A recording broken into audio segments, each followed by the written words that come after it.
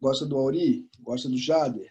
Gosta do Kaká? Então você começa a ler esses autores que têm câmera de eco com vocês, que são autores que vocês pensam igual, que vocês compartilham posicionamentos, só que vocês podem enfrentar justamente aqueles profissionais que pensam o oposto, que pensam o contrário. E aí pode ser uma surpresa para todos nós. Por exemplo, a Eduarda pode fazer um flagrante na delegacia de polícia, em que o delegado, a delegada, quem atua, goste muito de Damares de Jesus, goste muito de Fernando Capês, goste muito de Rogério Greco. E você, se não domina esses autores, tem um gap, porque tudo que eles forem pensar será uma surpresa para você. E o nosso grande desafio aqui não é simplesmente estar preparado para aquilo que nós gostamos, não é um trabalho acadêmico que você vai defender uma dissertação, e sim uma interação processual, uma interação humana. E essa interação humana, então, pressupõe como primeira dimensão, isso é muito importante, pessoal, que vocês leiam os autores que vocês gostam e os autores que vocês não gostam.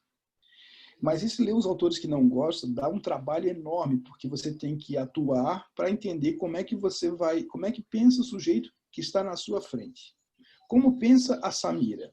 Se eu pudesse pensar a Samira, ela fez escola de criminalistas, ela sabe quem é Zaffaroni, ela sabe quem é Alessandro Barata, ela sabe o que é imputação objetiva, ela conhece Roxin, mas ela pode ser uma delegada de polícia, uma juíza, uma promotora, que tem uma formação mais conservadora, uma formação conservadora em que esses autores ela sequer ouviu falar, ou ela não tem impacto nenhum. Então, se eu quiser dialogar de maneira exitosa no universo que domina o pensamento da Samira, eu tenho que dominar os autores que ela pensa. E isso é tão óbvio que passa batido por todos nós. Então, primeira dimensão, eu tenho que saber o que eu gosto e os autores que eu não gosto. Pessoal, vocês vão ter que ler livros que vocês têm dificuldades, que passa mal, que xinga, que bate na mesa, que, meu Deus, como é que alguém defende isso? E tem todo um trabalho que eu acho muito legal, que a Soraya Mendes tem feito, que a Alice Bianchini tem feito, de construir um pensamento feminista, né, na área do processo penal e direito penal. Porque é uma área que os autores, em geral, são homens. Então, criar essa cultura de poder referenciar autores mulheres no decorrer das suas petições é também uma demonstração de de crescimento de comovimento, né? A Ana Luísa estará aqui com vocês, ela é magistrada, ela tem um livro muito legal sobre violência doméstica, ela criou uma lógica, porque ela trabalhou muito tempo, e ela vai conversar com vocês sobre a importância disso tudo. Então, tem essa primeira dimensão. Primeira dimensão, que eu preciso que vocês dominem os autores que vocês querem, os autores que vocês não querem, para além da normatividade. E comecem a criar possibilidades de compreensão muito diferenciadas, ou seja, em relação à nulidade. Se eu for enfrentar, eu vou despachar com a delegada Samira. Lá na delegada Samira, ela tem um livro atrás, um livro em cima da mesa, o livro da Damares de Jesus. Quanto mais eu dominar o Damares de Jesus, eu consigo antecipar os comportamentos deles em relação àquilo que eu for invocar. Se eu for invocar uma nulidade do flagrante, eles vão sair com a clássica de que as nulidades do flagrante não contaminam a ação penal e vão tocar o terror. Então, eu preciso saber de antemão o que entra e o que não entra nessa minha interação humana. Por isso que, quando eu falo dos sujeitos processuais, eu imagino justamente essa cadeira em que a Samira está sentada. Essa cadeira é a metáfora do que é um player no processo penal. Essa cadeira, se a Samira levantar e a Roberta Oliveira da Costa sentar, mudam as coordenadas. No que eu não sei, porque eu não conheço a Roberta e eu não conheço a Samira. O meu trabalho é poder pesquisar, inventariar como eles funcionam. Esses dias o Beron da Rocha, que é um defensor do Ceará, contou uma história para mim que eu acho muito legal. Ele estava sentado esperando a audiência, ele é titulado de uma defensoria que trabalha na vara criminal. O advogado bateu na porta. Doutor, eu queria falar com o senhor. Ele disse, mas eu não sou juiz. Não, mas não, é com o senhor mesmo. Eu não sou promotor. Não, mas o senhor não é defensor? Sou defensor. É que eu tenho uma audiência semana que vem nessa unidade e eu vim aqui conhecer o juiz. Eu quero conhecer o juiz, eu quero conhecer o promotor. E nada melhor do que o senhor, que é defensor público, que lida com eles o dia inteiro. Me digam, eles conhecem imputação objetiva? Sim ou não? Eles usam o quê? Eles pensam finalismo? Que autores eles gostam? Como é que funciona? O juiz dá a palavra, faz pergunta, não faz pergunta? Ele levou um checklist para fazer de perguntas para o Beron. E aí essa é a diferença, porque ele poderia chegar na semana seguinte, se preparando no escuro, ou muitos com um viés otimista de que tudo vai dar certo, porque o meu cliente é inocente, coisas do gênero, mas ele leva a surpresa daquela interação. Então, eu preciso entender que no processo penal eu tenho cadeiras, e essas cadeiras são compostas por humanos, e esses humanos têm um mapa mental diferente. A Aline, a Anne, a Mariana vão, a partir dessa semana, conhecer o trabalho da Ana Luísa sobre a violência psicológica como lesão corporal. Então, vão poder perceber que há uma possibilidade de invocar isso na defesa da mulher. Mas quem não faz o curso não consegue entender como é que isso funciona. Então, a vida de vocês na argumentação pode ser alterada por um curso como esse, que é muito parabéns, muito legal a Samira ter organizado e vocês terem participado. Então, um juiz, um promotor, uma delegada podem ter diversas compreensões sobre o mesmo fenômeno. Um exemplo muito simples disso é no âmbito do Código de Trânsito, né, no que se refere a agravamento do risco. Todos aqueles que trabalham com o Código de Trânsito sabem que é um risco permitido e um risco que o sujeito pode agravar. Então, trabalhar a imputação objetiva, se o juiz não pensa pela imputação objetiva, se o delegado não pensa, tudo acaba sendo culpa, porque ele pensa pelo finalismo. E aí você não adianta querer baixar o pendrive no juiz, no promotor. Você tem que saber que ele vai pensar assim, criar indicadores para que possa, quem sabe, na ação penal, modificar a sua compreensão, mas ali é falar para a parede. Não adianta ficar falando de Roxin, não adianta falar de risco permitido, de agravamento do risco, porque para ele não entra no mapa mental dele, ele não faz esse sentido. Eu trabalhei na vara criminal durante 8 anos, 9 anos, eu trabalhava com 2 promotores. Na verdade, é muito maluco isso, porque numa vara criminal você trabalha com 15 promotores, tem promotor do meio ambiente, promotor da moralidade, promotor de cada área. E no dia a dia nós tínhamos 2 promotores. E um pensava pela imputação objetiva e o outro pensava pelo finalismo. O modo de conduzir as alegações, o modo de conduzir a possibilidade de um desfecho do processo é totalmente diferente, porque um e o outro têm uma conformação do mesmo fato de maneira muito diversa. Em crimes patrimoniais, a mesma situação, então você precisa dominar. Quem está sentado na cadeira naquele dia no lugar de promotor pensa como? O juiz, como é que pensa? Então eu preciso alinhar várias diversas possibilidades. O que a Samira fez um depoimento no início é que ela conseguiu aí perceber que ela não está lidando com um processo penal, ela está lidando com múltiplos universos do processo penal, que um detalhe pode mudar tudo. E aí foi essa a ideia do livro. Eu estou construindo ainda, não consegui terminar porque é meio complexo, então fazendo um aplicativo para dar conta dessa situação, para que você possa mapear o seu caso, ou seja, você possa entrar no aplicativo, falar que o caso seu é de 180, receptação, qual é o verbo, quais são as possibilidades, se o juiz pensa assim, você vai dando um cliquezinho para poder melhorar o seu draw, né? o seu jogo, a sua construção das suas teses. Então é nisso que a gente está trabalhando agora, mas enquanto isso vocês podem usar aquela velha maneira acrescentada com a perspectiva da teoria dos jogos. E aí, o terceiro momento é o seguinte, Samira, você já foi para uma audiência que você conhecia o juiz, que você conhecia o promotor, que você conhecia a promotora, conhecia a juíza, mas naquele dia ela estava num dia ruim. Então, assim, não adianta às vezes conhecer o juiz, conhecer o promotor e não se dar conta que naquele dia pode estar tudo errado. A sorte da sua audiência ser a primeira, ser a última, se teve discussão anterior, como você agiu no jogo antecedente, se você fez alguma coisa para o juiz, alguma coisa para o promotor. Eu vejo muito advogado comemorar habeas corpus no Instagram, e tem sempre um estagiário que print e diz aqui, ó, estão esculhachando o senhor, a senhora. Próxima vez. Espera, a próxima tem, então. Mas não deveria ser assim, eu também acho, não deveria ser assim. O Aurí Lopes Júnior chega a dizer que eu sou o Nelson Rodrigues do processo penal, e a ideia de mostrar o processo como ele é, e não como eu queria que fosse, né? Isso, é uma roleta russa, Flávia, mas é uma roleta russa que, assim, é roleta russa para quem espera rolar o gatilho.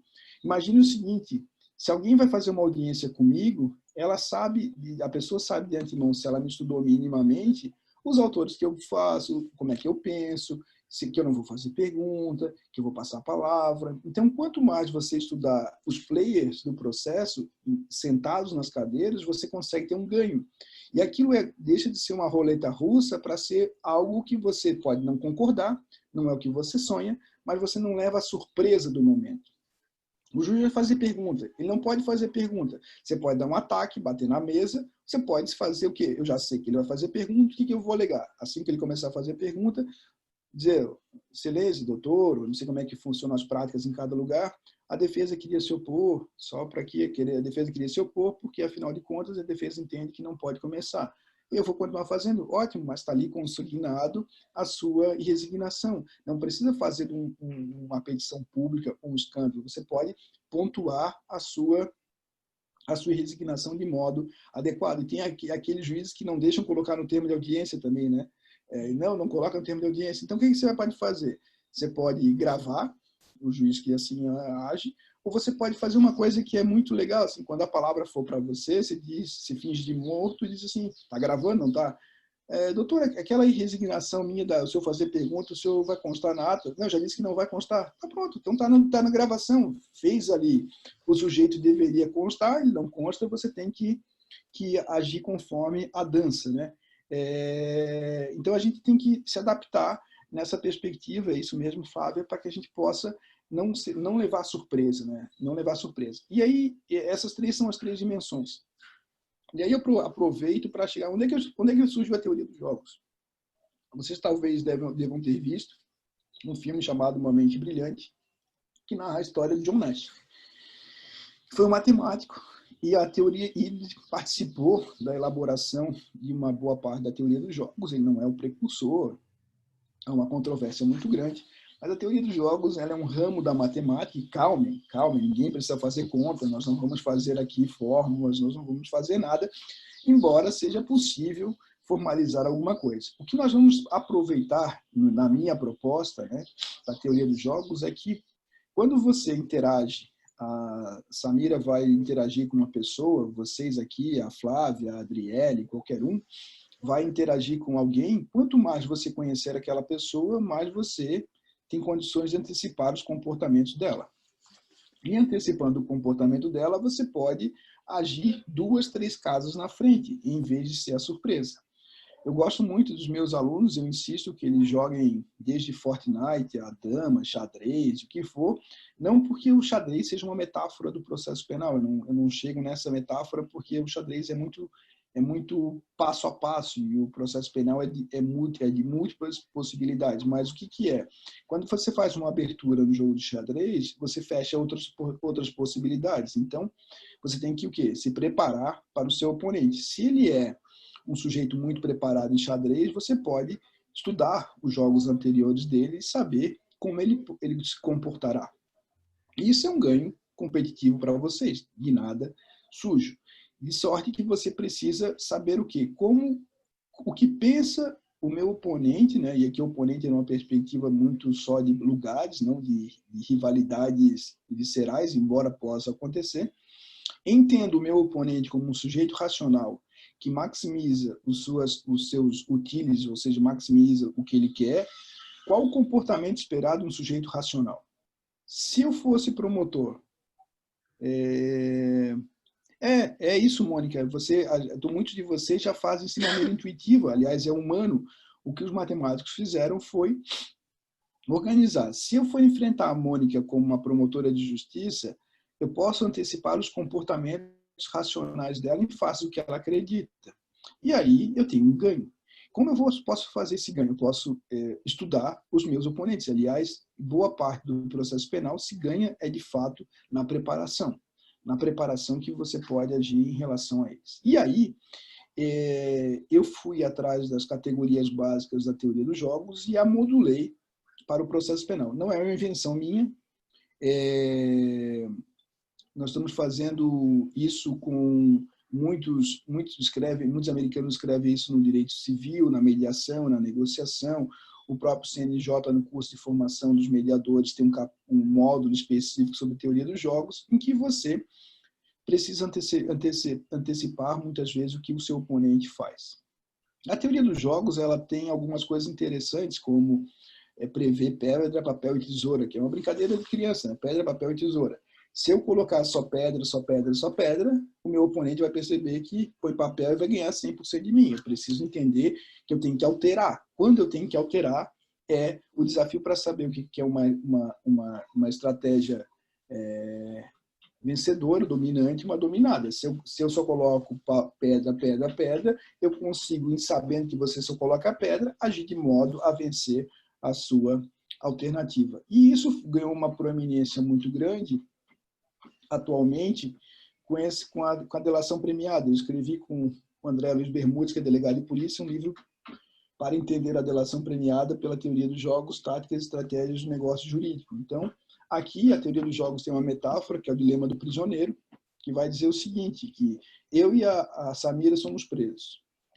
Se nós fôssemos presos na mesma cela, nós poderíamos combinar, ó, ninguém fala nada, vamos ficar por aqui e garantimos. Mas o que o Estado faz? O Estado ceifa a nossa comunicação, nos coloca separado. Por isso a prisão temporária, a prisão preventiva, para que possa evitar a comunicação. E eles oferecem, e essa é a metáfora genérica, né? O delegado ou o promotor chega para a Samira e diz, ó, Samira, com o que eu tenho aqui, eu condeno você e o Alexandre a 2 anos de prisão. Se você entregar o Alexandre, você sai com zerado, você sai livre, o Alexandre pega 10 anos. Se você entregar e o Alexandre também entregar, vocês pegam 5 anos.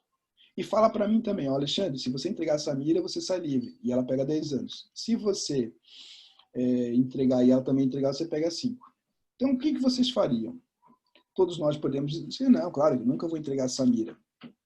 Isso acontece em crimes de droga, por exemplo, em tráfico, que ninguém entrega a ninguém, embora já tenhamos no artigo 41 da Lei de Drogas há muito tempo a colaboração premiada, porque o sujeito que entrega um irmão na droga, ele sabe que tem uma regra do mercado que vai fazer com que ele possa morrer ou os parentes dele sofrerem sanções. Mas quando se trata de processos de organização criminosa, aqui é uma análise de custo-benefício. Então, os sujeitos aí, o Jacinto Nelson Miranda Coutinho, que foi meu orientador no doutorado, ele advoga aí para Lava Jato, ele tem mais de 60 delatores, não tem ninguém arrependido. Então, e quem é delatado também não fica indignado, porque sabe que é uma questão de negócio.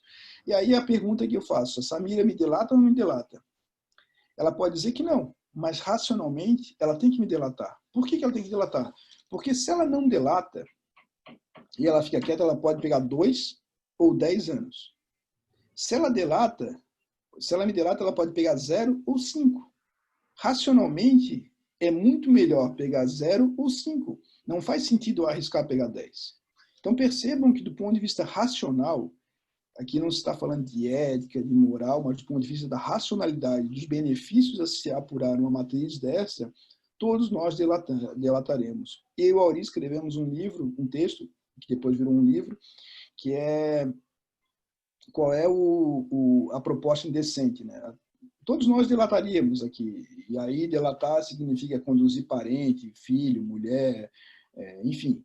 Agora a gente está vendo a delação do Messer, o doleiro dos doleiros, que é uma delação interessante, porque ele conseguiu fazer uma negociação em que ele vai devolver 1 bilhão, é um baita patrimônio, ninguém imagina aqui, né, não sei nessa sala, mas é difícil imaginar que alguém possa ter 950 milhões para devolver ao Estado, mas ele conseguiu negociar que ele vai ficar com quase 50 milhões. E esses 50 milhões é dinheiro sujo. E se é dinheiro sujo, o Estado, em tese, está lavando, né? Porque o sujeito está ficando com 50 milhões. Mas ele está devolvendo 950, que teria um custo de investigação, ele está entregando outras pessoas. Vale a pena ou não vale a pena deixar ele com 50 milhões? Vale. Por que vale? Porque se ele ficar sem nada, o que ele vai fazer da vida? Vai conseguir emprego no McDonald's? Então ele tem que ficar com alguma coisa para poder ter garantias de que ele vai entregar a todo mundo. Então é nesse jogo que, para nós, causa uma certa espécie que a gente não consegue entender o pano de fundo pragmático. Ou seja, aqui é uma outra lógica que opera. E esses sujeitos na matemática foram pensar essa questão. Então, delatar, todos nós delataremos, mais cedo ou mais tarde, se tivermos os respectivos impulsos, gatilhos para que isso fizesse. Claro que a gente pode dizer, mas eu sou uma pessoa de princípio.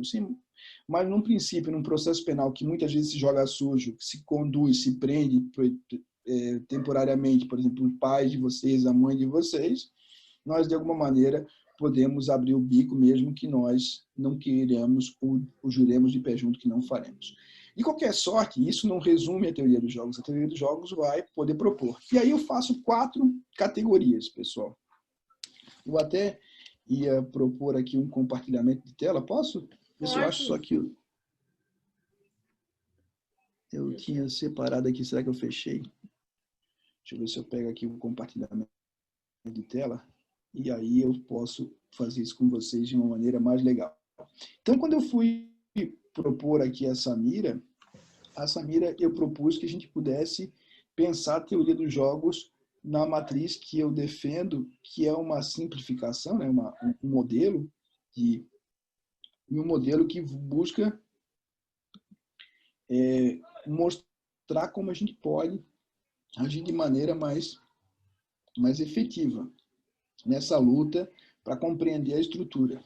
E cabe dizer desde o início, né, Samira, e quem está nos ouvindo, que aqui não é uma perspectiva de nós termos uma teoria que substitui, por exemplo, o garantismo, substitui o direito penal do inimigo, nada disso. O que a gente tem aqui é a possibilidade de compreender uma teoria formal e que busca dar conta das nossas interações humanas. E aí, é nesse sentido que eu fui propor essa leitura aqui da teoria dos jogos, que é uma leitura de 4 passos de preenchimento de 4 passos de preenchimento de relações. Então, assim, o esquema básico de compreensão da teoria dos jogos nesse sentido é um esquema básico só fazer a coisa ficar melhorzinha para vocês e não aparecer tudo para ficar melhorzinho. Então, aqui, ó, quais seriam os primeiros passos? Saiba contra quem você joga. Aí você pode me dizer, mas quem? O Ministério Público? Não. Eu preciso entender que num processo judicial eu estou lidando com o delegado de polícia desde o início, com o escrivão judicial, com os policiais que fizeram o flagrante, com as testemunhas de acusação, com um perito. Eu preciso entender que no processo tem o promotor, tem o juiz, tem o delegado, tem a imprensa. Então, assim, num processo em que a Samira vai atuar, a imprensa está em cima. A imprensa não aparece na fotografia do processo, mas ela tem que tomar cuidado. Afinal de contas, o que ela vai dizer para a imprensa? E aí é muito importante entender que a gente tem, eu vou classificar assim, uma classificação que sempre tem o risco da generalização, mas tem o jogador amador, que ele acha que só se preocupa com o tabuleiro, só que está no processo. E não, você tem que se preocupar com outras questões. É uma cidade pequena, eu preciso saber, a vítima é uma vítima importante? Ela tem parentes importantes? Ela tem referências importantes? Existe aí, em cidades pequenas, uma força muito grande de maçonaria, Rotary, clubes de serviço, relações políticas que pressionam. Existe a imprensa. Um radialista de uma cidade pequena cria opinião pública, faz com que aconteçam perspectivas diferenciadas. E o jornal, quando o jornal for perguntar para a Samira, doutora, aqui a gente está cobrindo o caso, o que a defesa tem a dizer? Se a Samira olhar para o jornalista e disser, meu cliente é inocente, ela é amadora, mas amadora no modo 100%, que é tudo isso que o jornalista quer ouvir. Porque ele vai botar a reportagem, vai fazer uma cara e a advogada ouvida disse, pega um pedacinho, que o cliente é inocente. Só falta a advogada dizer que o cliente é culpado. Então, não tem por que dizer isso. E aí você tem que se preparar para fazer media trading. Você tem que saber o que responde para a imprensa. Não pode chamar os estagiários, ei, vem cá todo mundo agora, o que eu vou falar para a imprensa?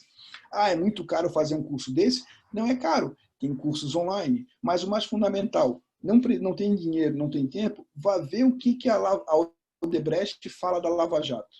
A Odebrecht fala o quê? A Odebrecht está colaborando com as investigações para apuração da mais estrita conformidade com os fatos. O que ele faz? Ele não cria notícia para a imprensa, porque quando o advogado vem e diz que o cliente é inocente, ele criou a notícia para a imprensa. Você saber o que dizer é muito fundamental para não ter aquilo contra si. Mas eu quero que a imprensa seja favorável. Ótimo. O que você vai fazer? Tem orçamento para fazer uma reportagem contrária? Tem aliados na imprensa? Quem está cuidando da mídia?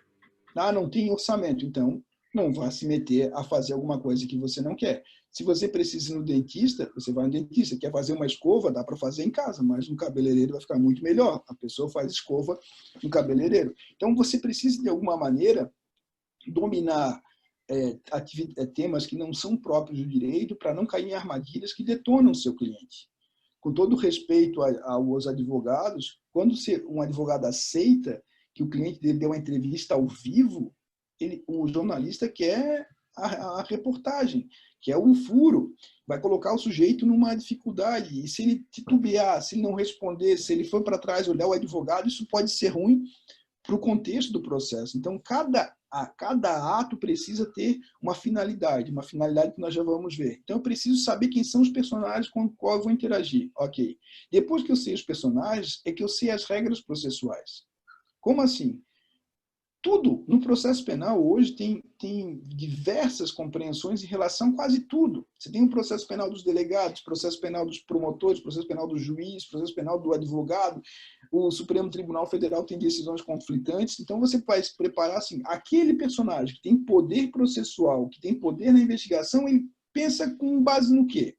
Daí a importância de você dominar não só os autores que você gosta, mas também os autores que você não gosta. Para estabelecer o quê? Quais as expectativas de comportamento desses jogadores em face das regras processuais, que são muitas possibilidades. Então, eu só sei as regras depois que eu sei quem são os jogadores. Sempre. Não adianta. Eu posso fazer o que for, mas eu preciso delas. E depois eu preciso, um terceiro passo, saber o que ele quer. Como assim, Alexandre? Dinheiro? Não, ninguém está falando de corrupção. Eu estou falando aqui que você precisa entender que tem alguns promotores, algumas promotoras, juízes, delegados, que estão numa luta contra a preservação do meio ambiente. O seu cliente, se foi alguém que bateu num cachorro, ele pode estar engajado ou ele pode estar menos engajado na demanda. Ele pode estar ali numa luta contra a violência doméstica, então ele está numa luta engajada contra a violência doméstica. Outro que não está engajado. Isso altera a sua percepção? Altera. Então, o que é naquele processo, se há um engajamento ou não há engajamento, pode fazer toda a diferença. E aí, depois que eu sei quem são os jogadores, quais são as regras que esses jogadores aplicam, e o que cada um quer nessa investigação, alguém pode querer ir mais cedo para casa, quer acabar o processo, quer terminar, não está nem aí. Isso você pode saber. É que eu tenho um quarto passo, que é o que eu quero no processo. O que eu quero é a minha estratégia. E como eu posso fazer isso são as táticas. O que significa basicamente isso? A Samira recebeu o cliente dela. O cliente chegou lá, foi chamada, ela pega o processo e diz, ó, seguinte, aqui tá baixo? Tá baixo o áudio, então vou ver se eu Não, aumento um pouquinho. aqui tá normal. Acho que a maioria tá dizendo que tá normal. Deve ser alguma coisa no... Então aqui é porque eu também tô com uma cachorrada aqui, meus vizinhos nasceram Não, simplesmente... mas a gente tá ouvindo super bem. Beleza, então assim, ó, o que eu quero no processo? A Samira recebeu o cliente dela lá e o cliente está com a seguinte situação. O flagrante foi, o sujeito foi filmado vendendo droga, tinha com ele maconha, cocaína, tinha balanço de precisão, tinha dinheiro, tinha celular, tinha tudo. Só milagre para poder salvar o sujeito. Então, o que ela tem que pensar? Realisticamente, o que pode mudar o quadro dessa situação? O que eu quero? Prescrição? Diminuição de pena? Agir colaborativamente? Um acordo, não persecução penal? Obrigado, Karen. E aí, o que a gente pode fazer? A gente vai ter que estabelecer o que é possível nesse seu caso. O que é possível? A partir do que é possível, eu estabeleço táticas para isso. Não adianta querer forçar uma instrução de julgamento com algo que não é vinculado à sua estratégia. Eu não posso ficar enchendo o saco do juiz e do promotor com situações que são irrelevantes do ponto de vista da minha estratégia, porque eu perco folha, eu perco tração. É como se eu estivesse insistindo em situações que não são relevantes para o final. Eu quero ir para a praia. Não adianta eu colocar para lavar o sobretudo não vai ser usado na praia, no verão, tu não vai usar. Então, não adianta eu querer passar o sobretudo, mostrar o sobretudo na audiência, provar o sobretudo, porque ele na praia eu não vou usar. Então, eu tenho que saber Quando eu realizo alguma atividade probatória, qual é a finalidade que eu quero? E aqui tem uma coisa muito legal, mas muito legal.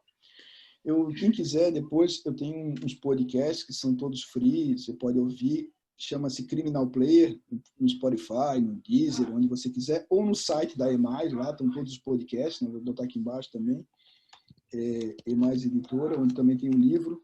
Quem quiser, aliás, eu vou aproveitar já fazer isso, quem for comprar o guia lá na editora, na EMAIS, pode usar o voucher, que é EMAIS 15, e aí ganha 15% de desconto no guia, tá? Se quiser. Gente! E aí, então aí já pode usar no site da EMAIS. E lá no site a gente trabalha com Criminal Play. E uma das coisas que a gente fala é atração cognitiva. Quando um aluno, um cliente chega para vocês e começa a contar, o cliente, a Samira pergunta para o cliente, doutor, o que aconteceu? Aí o cara disse, não, mas que eu estava em casa e comecei a ver Casa de Papel. E a Casa de Papel é muito legal, o senhor sabe, né? Tem lá o professor e tal. Tá, mas e do caso? E aí tu fica enchendo o saco, não conta do caso. Isso vai gerando uma irrelevância em relação à tua tese, tu perde tração. Então, saber como você pode ganhar tração cognitiva, que o juiz preste atenção, que o promotor preste atenção, que você consiga ir adiante, é realizar táticas coordenadas ao que você quer. E não ficar agindo de maneira frouxa, de maneira sem estratégia. A gente fala que tem o quê? Tem um profissional que é amador, que é aquele que não pensa estrategicamente o processo. O segundo, que é semiprofissional, que já se deu conta de que não adianta sonhar com o processo que quer, mas tem um processo que vê, mas não consegue ainda usar as ferramentas para poder se organizar, que é o profissional. O profissional já pega, já consegue perceber quem é o juiz, quem é o promotor, o que eles querem, como é que vai funcionar na audiência, ele vai fazer isso, vai fazer aquilo outro, se ele fizer isso, o que eu faço? Quando eu vou fazer uma testemunha, se eu for perguntar a testemunha Samira, eu não posso levar todas as mesmas perguntas. O que eu quero da Samira? Ela é uma testemunha, primeiro, uma testemunha, como a gente fala, se não é uma testemunha, é uma testemunha amigável, ela é uma testemunha amigável à minha tese, ela é uma testemunha neutra, é uma testemunha hostil, é uma testemunha hostil à minha tese, um policial militar, se eu sou da defesa, sim, um policial militar, é hostil. Onde tem furo no depoimento dele? Ah, não tem furo. Então o que eu faço? Não pergunta. Não gera mais convicção. Por quê? Quando você pergunta e confirma, ou seja, você mostra que você não tem nada para destruir. Então, aquilo de perguntar para fazer constar, e salvo em situações muito importantes, é isso. E aí, sabe, tem que estudar, pessoal, tem que estudar o manual da Polícia Militar. Por que tem que estudar o manual da Polícia Militar? Os policiais têm regras para a realização de condutas, de ações. Então, tem o policial que faz o perímetro, tem o policial que vai na ponta, tem o policial que coordena as atividades, se é um sargento, se é um cabo, se é um capitão. Cada um tem uma hierarquia, e a hierarquia funciona. Então, esses dias teve uma audiência muito interessante, Samira, que o advogado perguntou assim,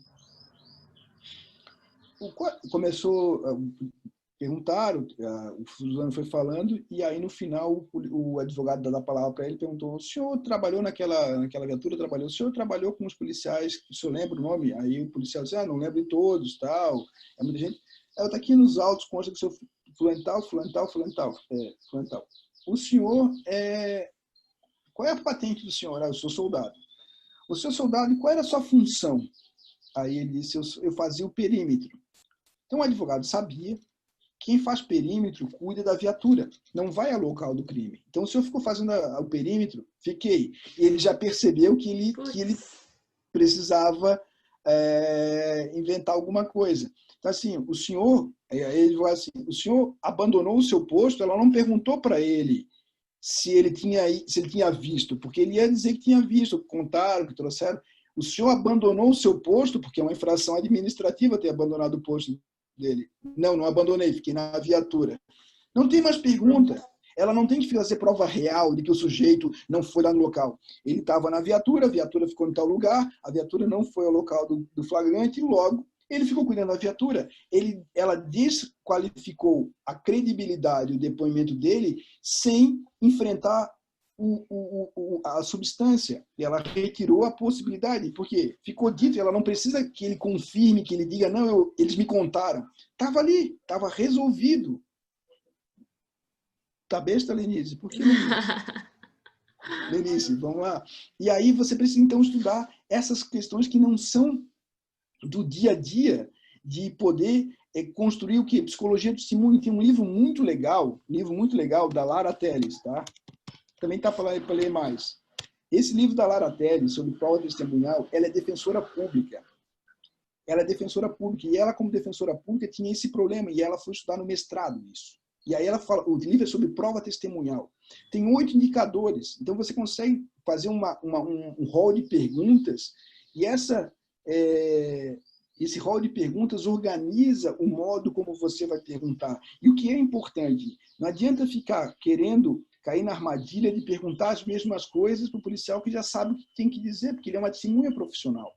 Como é que você vai perguntar para um idoso, para uma criança, perguntar coisas do gênero que são muito importantes? E no final eu conto uma historinha para vocês, que eu, se der tempo, que eu gosto muito de um advogado. Eu vou contar agora já, porque eu gosto muito dessa história. Olha só que interessante, o que é o game changer? Sabe o que é o game changer?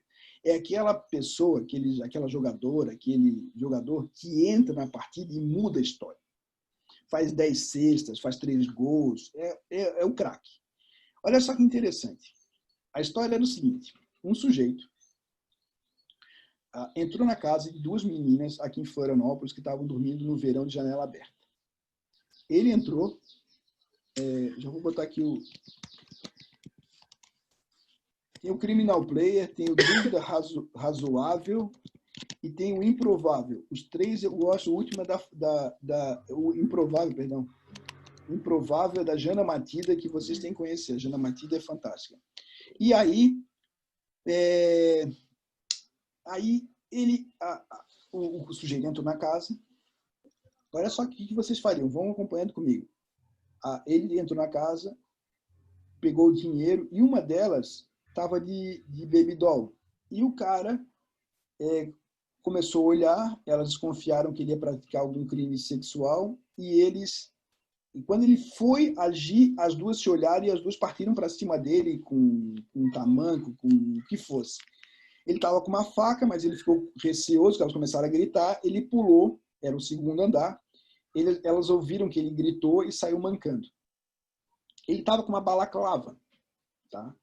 E levou o celular, dinheiro, carteira e coisas do gênero. Aí eu era juiz da vara criminal, eles pediram a interceptação telefônica. Pois é, estamos aí, Vanessa. E aí, mas eu estou na turma recursal agora, saí do crime. E aí, olha só, ele foi embora.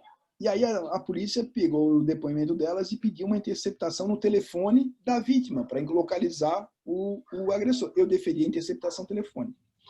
E aí, olha só, descobriram que na mesma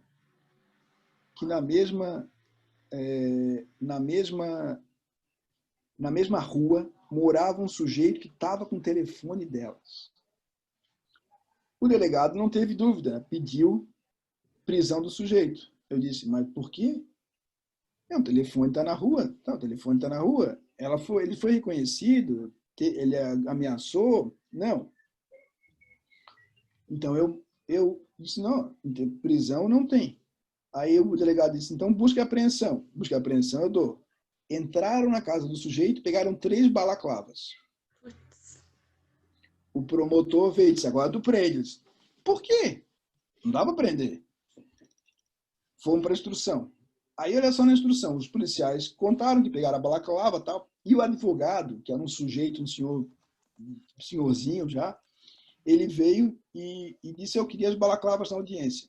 Pediram as balaclavas na audiência. E aí ele conduziu o depoimento das vítimas, porque todas elas falavam que reconheceram o réu, o acusado, por força dos olhos e por força da boca, que ele tinha uma boca proeminente, uma boca com os lábios grossos. Só que aí que está, das 3 balaclavas, 2 delas não tinham boca. Então, das 3 que foram apreendidas, 2 já saíram, não foram usadas. E a que tinha boca, tinha uma machuca nas costas, porque era uma meia amarrada. E aí o advogado perguntou, vocês viram alguma coisa balançando quando ele saía para lá e para cá? Não, não tinha Xuca. Ele tirou as 3 balaclavas. Então, E aí sobrava o quê? Ele estava com a perna, ele caiu, se machucou, e o acusado tinha caído, tinha entrado no hospital com a perna quebrada naquele dia. Pô, mais um indicador. O acusado mostrou que caiu de moto naquele dia. Tinha entrado no hospital dele que ele caiu de moto. Caiu antes, caiu depois, não se sabe. Mas tinha o tal do telefone celular. Aí o promotor disse, daí, o celular agora? Aí o acusado, no dia da audiência, disse, o celular eu comprei ali no camelô, na banca tal. Se eu quiser, eu vou ali agora com o senhor, tem celular furtado para vender. Eu não imaginava que seria delas. Então, eu absolvi pela dúvida, o tribunal depois confirmou a absolvição pela dúvida, mas perceba que o grande salto foi o advogado conseguir perceber os detalhes, como ele ia tirar uma coisa de cada vez, porque se alguém que não vai ver as balaclavas, não pega as balaclavas, o sujeito está condenado. Tem tudo ali para então entender como você pode, passo a passo, reconstruir a cena do crime. É alguma coisa que você aprende estudando um pouco de perícia. Tem que estudar perícia. E aqui, hoje, a gente tem a investigação defensiva, em que a advocacia precisa se dar conta. Tem alguns lugares bem legais, como eu gosto muito do Edson Brasil, que é um site que eu recomendo para vocês. Eu vou botar o link ali para vocês, é edsbrasil.org, que é um site de investigação defensiva de apoio à litigância, que mostra os serviços disponíveis hoje à advocacia criminal, que vão desde levantamento de área, levantamento de Big Data e coisas do gênero. Então, eu estava colocando errado, né? Desculpa, pessoal. É que não estava indo para todo mundo. Aí agora eu estou copiando o que tu vai falando, vou botando para eles. Então, tá bom. E aí a gente tem o quê? A investigação defensiva. Só que não dá para fazer investigação defensiva. Oba, agora eu li o provimento 188 da OAB e vou fazer a investigação defensiva do meu escritório. Isso é arriscado. Você pode ser presa por obstrução à justiça, por fraude processual, por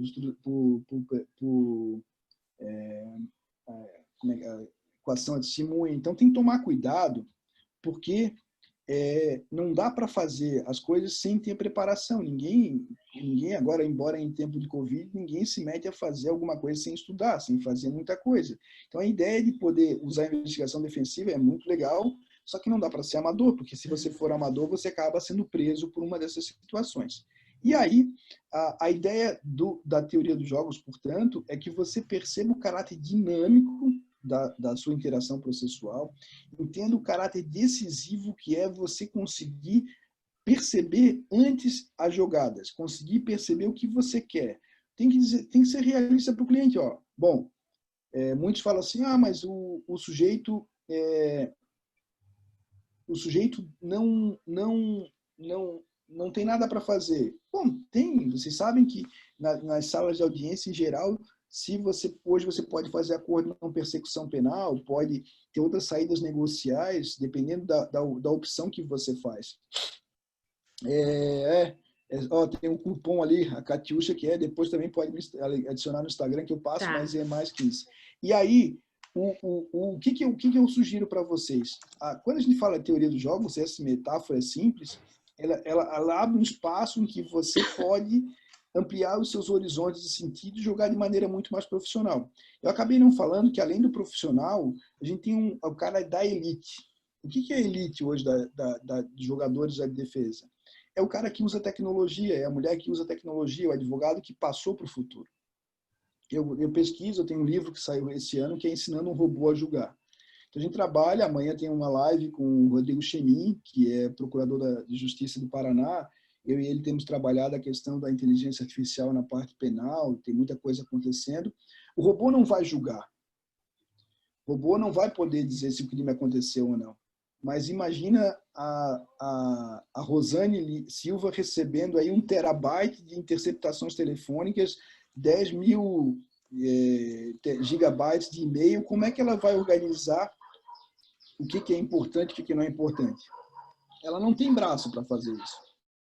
Ela precisa da máquina para poder fazer. Isso é caro? Não é caro. Isso é relativamente barato, a depender de quanto você tem para poder usar. Um pequeno parênteses. E em relação ao júri, quantos de vocês estudam os jurados antes? Estudar o perfil dos jurados, quem é os jurados, fazer uma coisa simples. Aqui, ó, se eu fizer assim, ó, não sei quantas pessoas tem na sala, mas se eu pegar aqui a Ana Mari, a Rosane Silva, a Alice Evaristo e for lá no Instagram delas, no Facebook delas, e ver se elas pegaram assim, curtiram fotos ou páginas de direitos humanos, e a outra curtiu página de bandido bom é bandido morto. Eu fiz uma pesquisa, descobri uma única coisa e já sei que bandido bom, bandido morto, esse eu tenho que tirar do júri. Eu não posso deixar esse sujeito entrar na partida. Então, saber quais são os interesses dele, e é muito interessante isso para poder desenhar melhor o seu jogo, para que você possa agir de maneira ética. Durante toda o meu livro, eu vou defender que eu, a Cananda, o Adriele, todos nós só temos uma coisa na vida, que é um nome. Então não dá para jogar sujo. Não é jogar sujo. Existe uma diferença entre manipular e uma diferença de influenciar. As informações são públicas, então você vai atrás delas para poder influenciar da melhor maneira possível.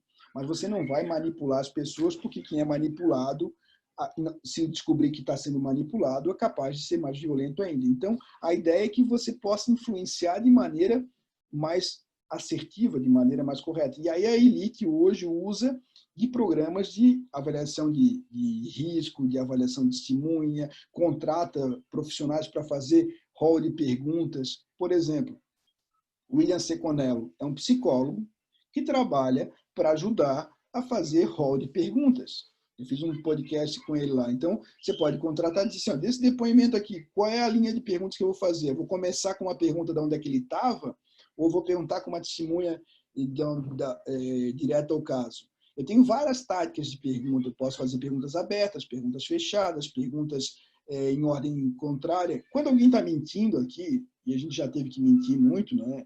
A gente teve que mentir muito na vida. Imagina chegar em casa, meu cabelo está bonito, está lindo. Se tu disser que está feio, é uma mentira que faz parte do contexto, né? Gostou disso, daquilo outro. Então a gente tem sempre que, se eu chegar em casa aqui, Ana Carolina, se eu fizer alguma informação diferente, eu apanho. Então a ideia é poder jogar o jogo dentro da nossa interação. Então, imagina assim, agora, em tempos de Covid, tô gorda? Pô, se eu disser que tá gorda, nada, impressão sua, nada. Isso é o espelho que tá diferente. Mas aí depois eu acabei sendo tolhido, e aí ela disse, mas tu também tá gordo. Então agora ela fez uma coisa muito legal em tempos de Covid, ela pegou a calça mais apertada que eu tenho, jeans, e me coloca o dia inteiro de calça jeans, porque ela disse, se tu ficar de pijama, tal, tu vai engordar. E os primeiros 15 dias de Covid foi assustador. Eu ouvi essa história na aula da escola, agora, na que teve online. E tá dando para aguentar ainda a calça jeans? Tá, eu emagreci agora 5 Olha quilos. aí, viu? Foi uma maravilha. Funcionou. E aí você precisa saber o seguinte, olha só. Vamos imaginar aqui que a Letícia Rodrigues foi testemunha de um caso. Então ela estava numa esquina e ela tem 1,75 m. Aí ela estava na esquina, 1,75 m, ela usa óculos e ela estava chovendo no dia quando ela disse que viu o acidente, o abarroamento que causou lesão corporal. Se eu for perguntar para ela na audiência, ela vai dizer que viu aquilo que ela disse. Então, hoje em dia, tem alguns profissionais, como o Mesa, que é um perito que eu gosto muito, que eu fiz o prefácio do livro dele, que mostra uma coisa simples. Eu posso contratar alguém para colocar uma métrica de 1,70 m, colocar a câmera no lugar do olho, filmar do lugar que ela disse que estava, mostrar a visão que ela tem e, com isso, provar que ela não poderia ter visto o que disse. Não é que a gente está duvidando ou não, é que as pessoas, quando a gente ouve um acidente de trânsito e a gente não viu o acidente, mas a gente conta como se tivesse visto. Eu construo a história, a narrativa, o carro veio de lá, o carro veio de cá. Quando eu ouvi o acidente, eu, Alexandre, só ouvi o acidente. O resto foi tudo que eu obtive depois, informação, e que eu construí uma narrativa de forma retrospectiva, para fazer sentido. Quando eu consigo botar isso nos autos para que a pessoa me diga, você estava de costas quando ouviu o acidente? Estava de costas. Então você estava de costas. Você ouviu o barulho? Ouviu o barulho. E aí o que aconteceu? A pessoa mesmo diz, eu me virei, quando se virou já estava acontecido já. Você não viu a colisão? Não vi a colisão. É isso que eu quero da testemunha, retirar todo o restante que ela dourou, é isso. Então, cheguei nesse ponto e eu não quero mais nada. Porque se depois eu quero continuar a insistir, é um erro tático, porque ela vai me reafirmar aquilo que ela já disse. E aí tem algumas coisas muito legais. Por exemplo, os advogados começaram a usar. Eu nunca subi no morro, eu não sei como é que é o morro. Eu não sei se tem a viela para cá, a viela para lá. Ele me traz duas testemunhas que moram no morro para dizer que a viela tem que fazer uma curva, que o policial tinha que ter entrado por lá. Eu não sei. Mas o que você pode me trazer? Você pode me trazer desde o Google Maps impresso, ou você pode me fazer uma coisa muito simples, que é pegar um dronezinho, que custa 700 pila, e filmar o lugar do morro. A viatura estava aqui, atrás, e aí você me dá um aumento de cognição que eu não tenho da cena do crime. Então, assim, a reconstituição hoje com mecanismos tecnológicos, e não é caro, pessoal, não é caro.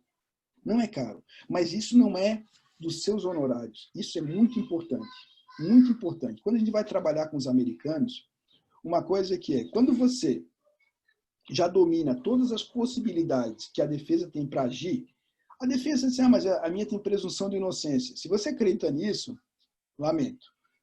Os acusados, em geral, saem condenados. Tem que fazer um trabalho contrário. E esse trabalho contrário é proativo.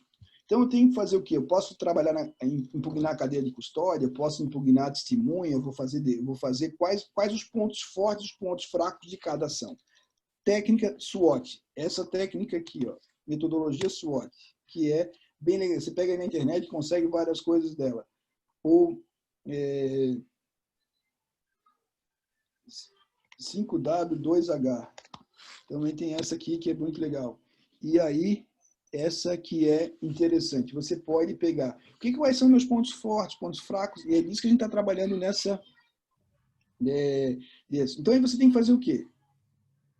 Se você sabe tudo que pode ser usado, e você sabe mais ou menos os preços, porque, em geral, você, quando começa a atuar, sabe isso, você vai chegar para o cliente e vai fazer o que aconteceu com um amigo meu.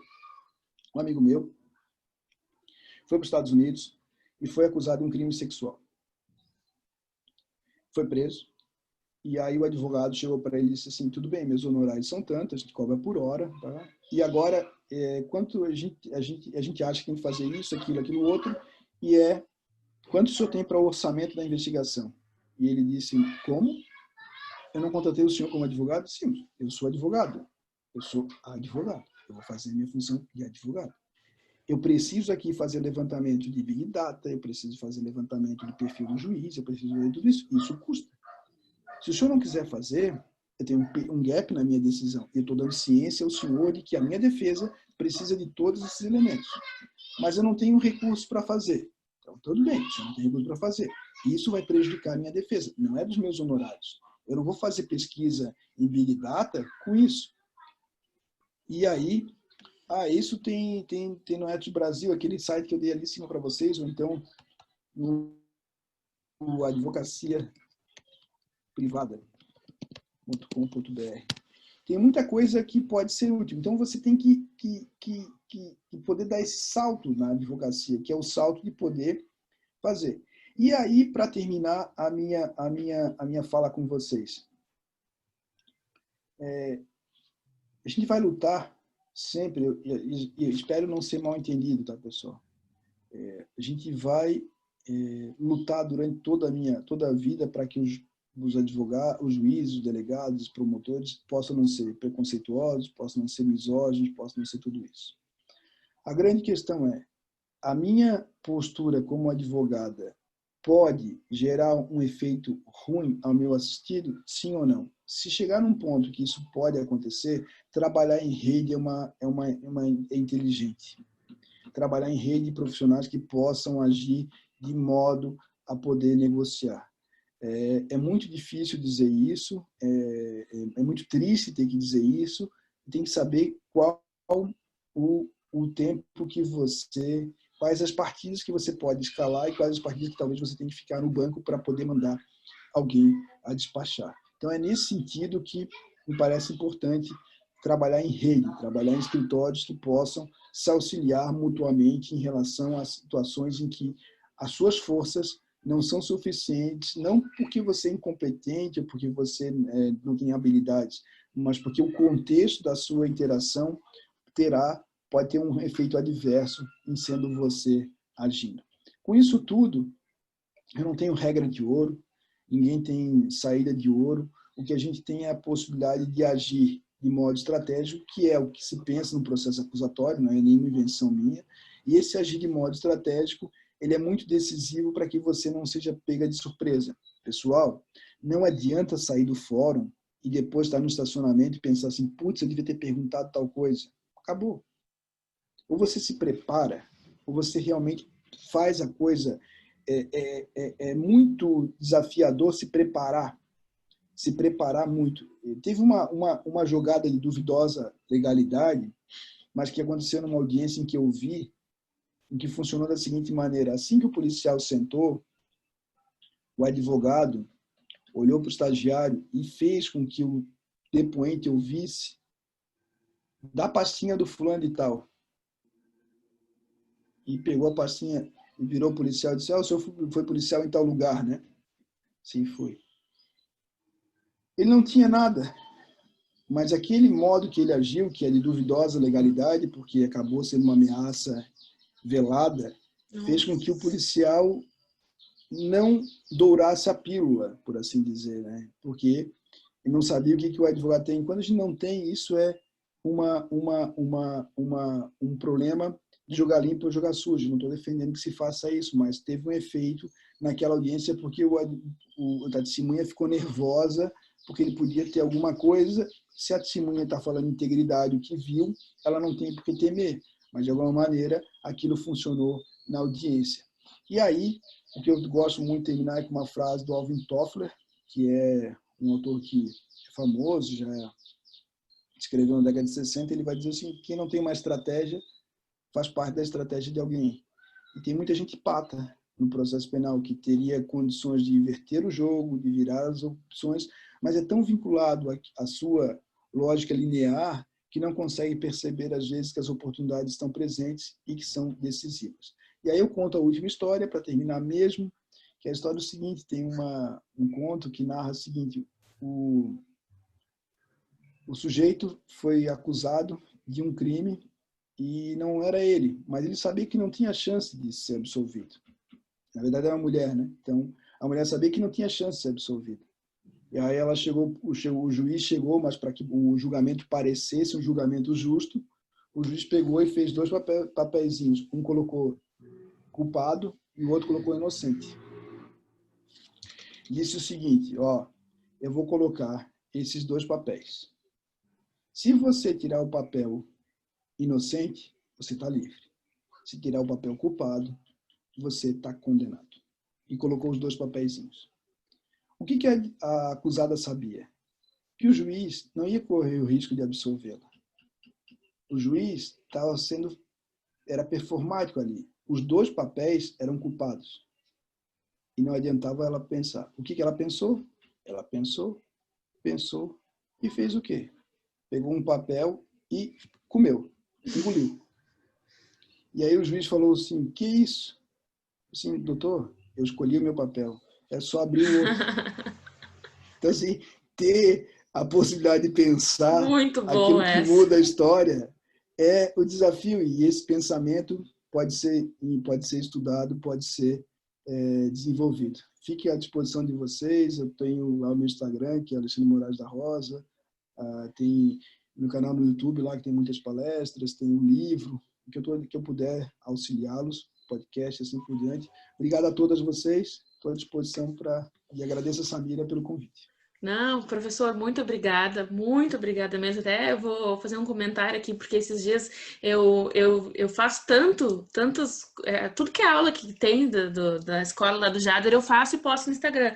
E aí as pessoas me perguntaram esses dias por que eu fazia tanto curso de advocacia criminal se eu eu trabalho assim, eu atuo só com mulheres, então normalmente, a maior parte das vezes, eu tô na assistência da acusação.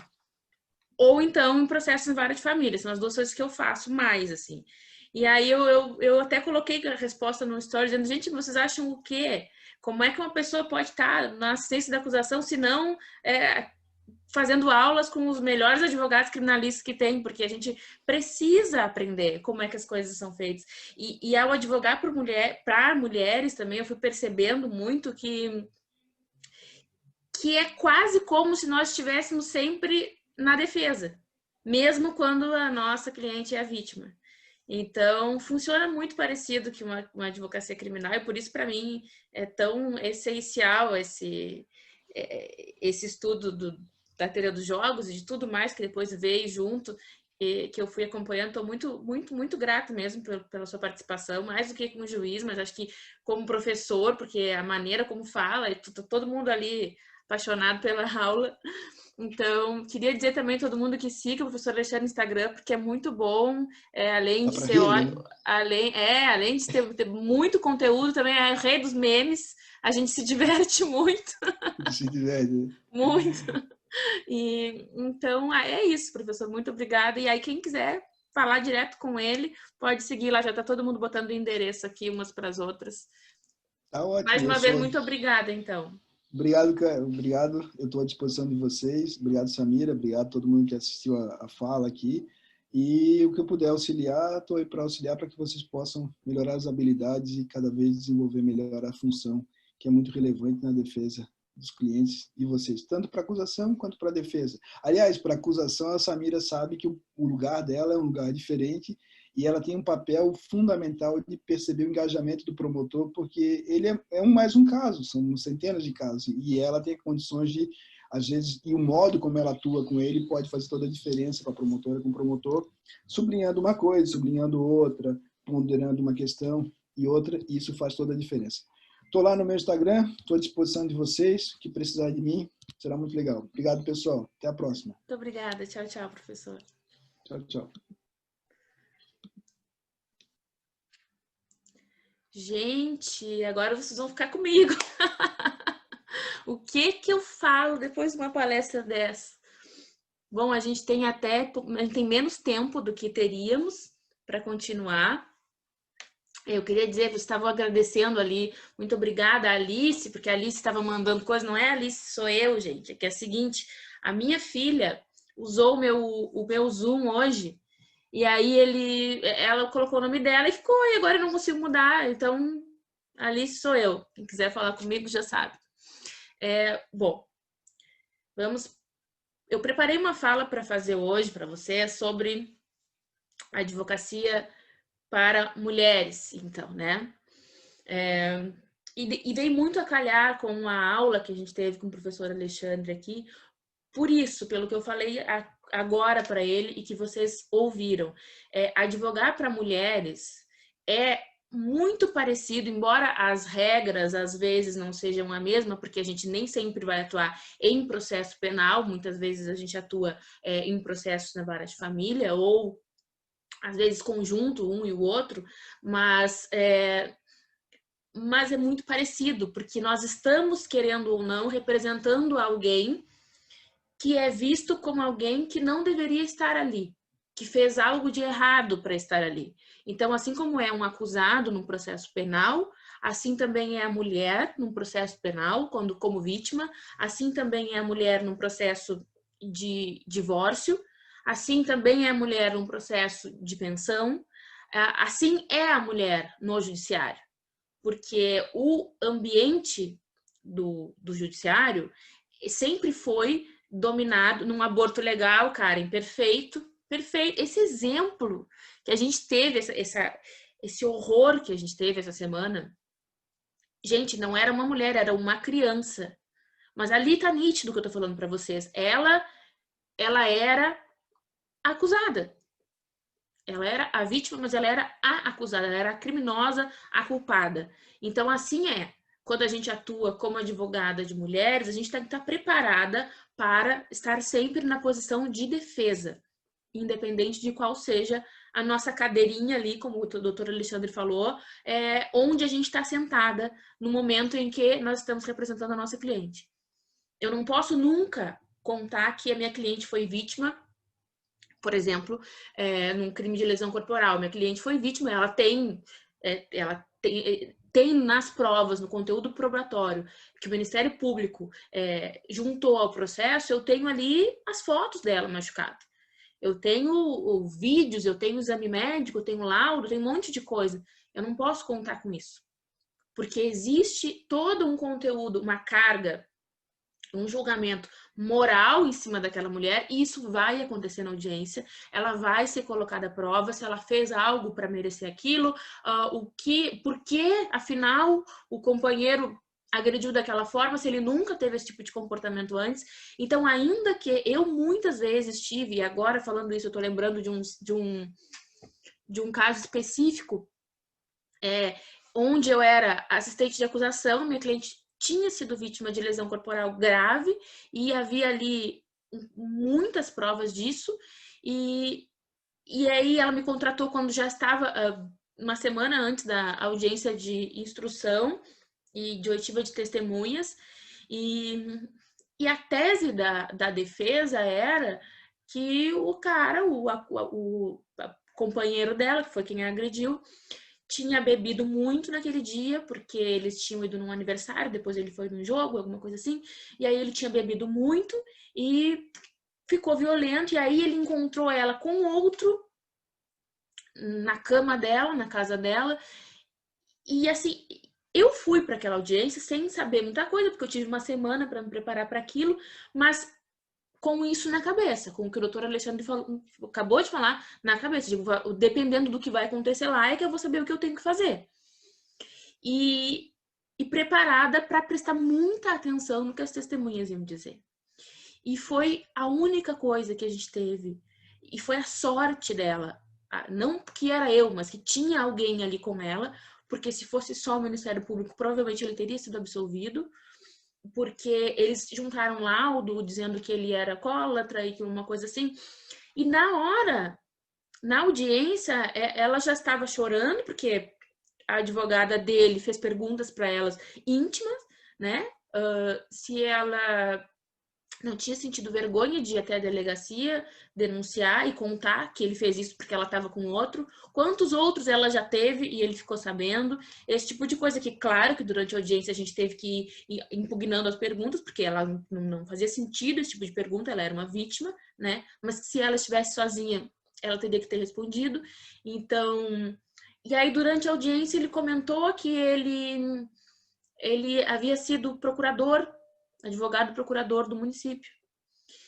E aí, enquanto a advogada dele falava e perguntava para outras pessoas, eu peguei o número da OAB e fui no meu celular, no site ali do TJ, coloquei os processos e as movimentações dos processos no ano em que ele tinha acontecido o crime, que tinha sido 2 anos antes, e continuava movimentando, e tinha ali, ele não havia deixado nenhum processo, não tinha subestabelecido nenhum processo, então ele estava trabalhando.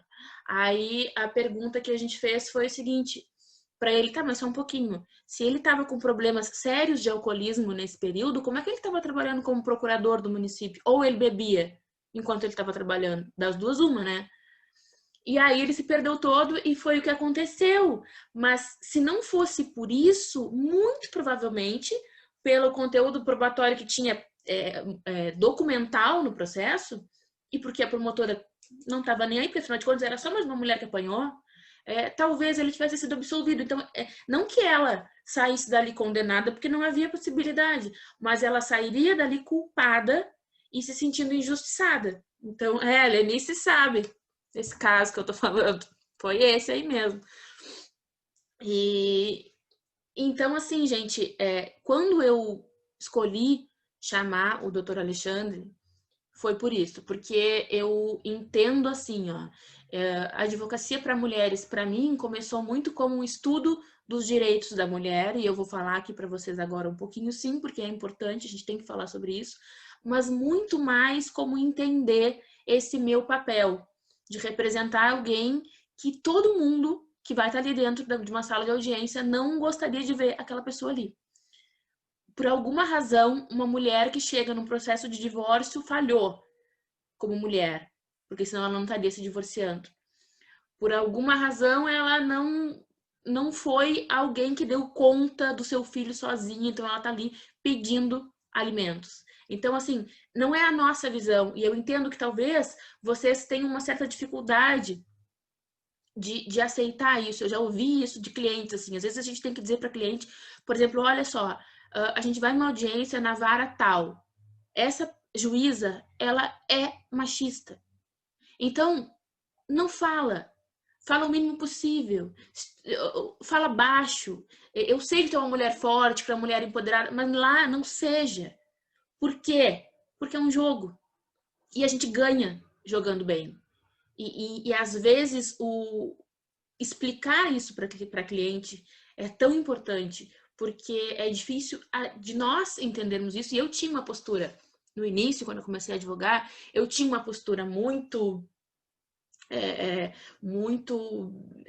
de brigar, assim, sabe? Eu me colocava muito, eu era muito afrontosa, porque eu achava que eu tinha que ser assim, né? Porque era assim que eu via os advogados agindo, alguns advogados agindo.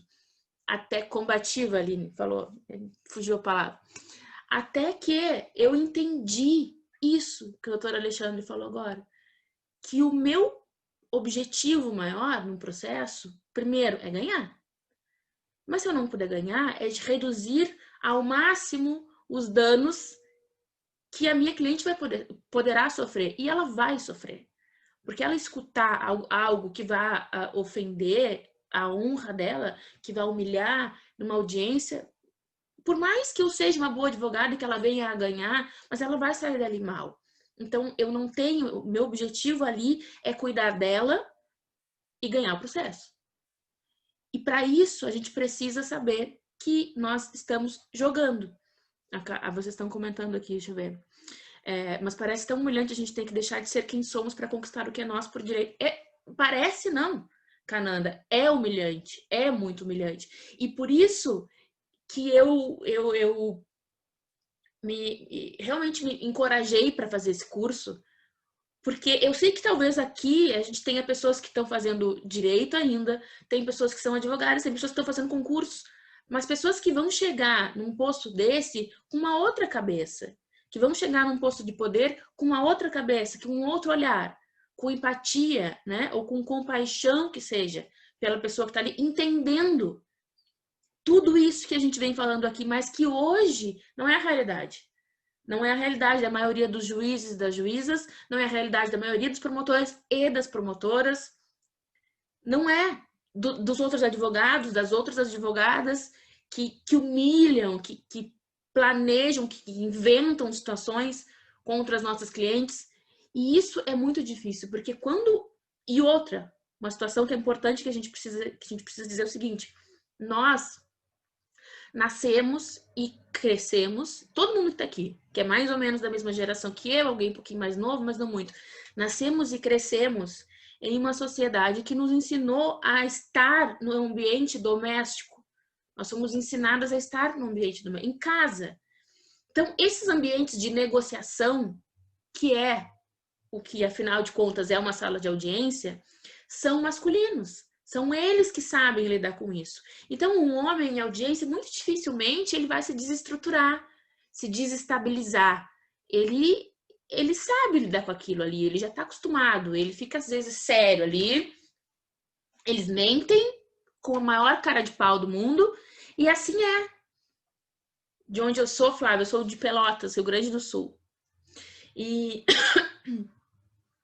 Enquanto que nós, mulheres, a gente não está acostumada a lidar com isso. Então a gente fica mal, a gente chora, se emociona, fica nervosa, e isso é normal, vai acontecer. Mas disso, para ter uma juíza considerando que a nossa cliente é louca, é um passo. Para ter uma advogada dizendo, viu, ó, foi isso aí que ele aguentou todo esse tempo. Essa mulher, ela é completamente instável emocionalmente. E aí a juíza, que tá vendo afinal a cena, pronto, já acreditou na tese e tudo que a gente fez até ali acabou. Então, eu permitir que a minha cliente se sinta segura e confiante para entrar lá e enfrentar aquilo e se desestabilizar o mínimo possível, confiando que ela não precisa ficar nervosa porque ela quer falar, porque eu vou falar por ela.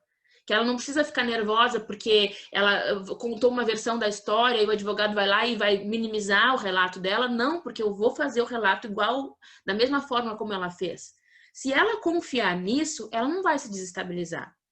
Mas isso é um processo de aprendizado, né? Que a gente aprende advogando para mulheres. Por isso que eu acho que é importante que quem quer advogar para mulheres faça todos os cursos possíveis de direitos da mulher também.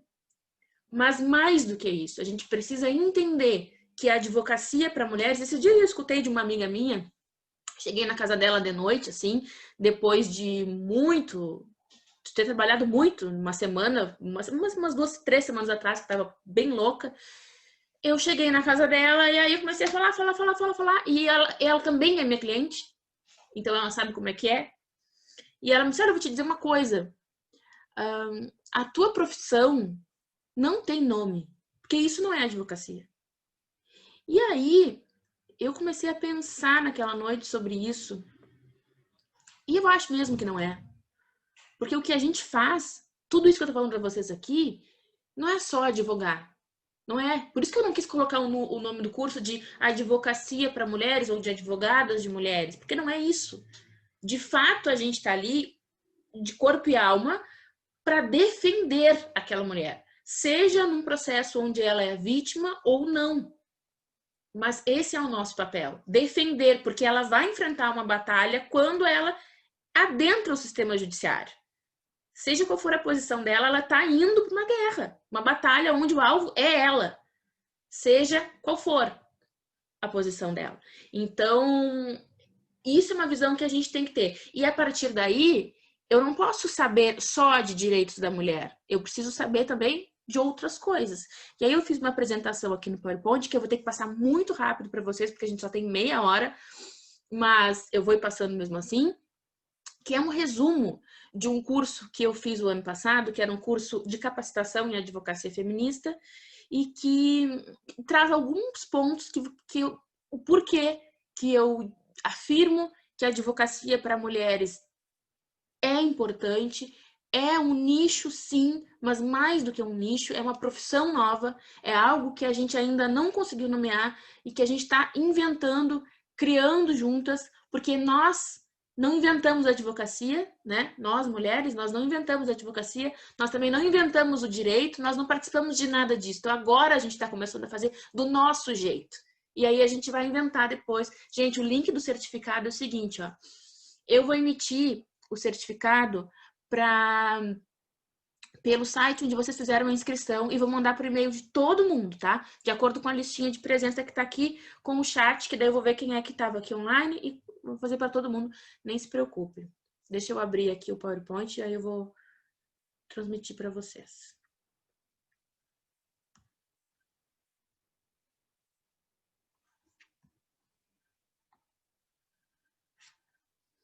Se vocês quiserem, eu posso sim deixar esse conteúdo do PowerPoint disponível, tá?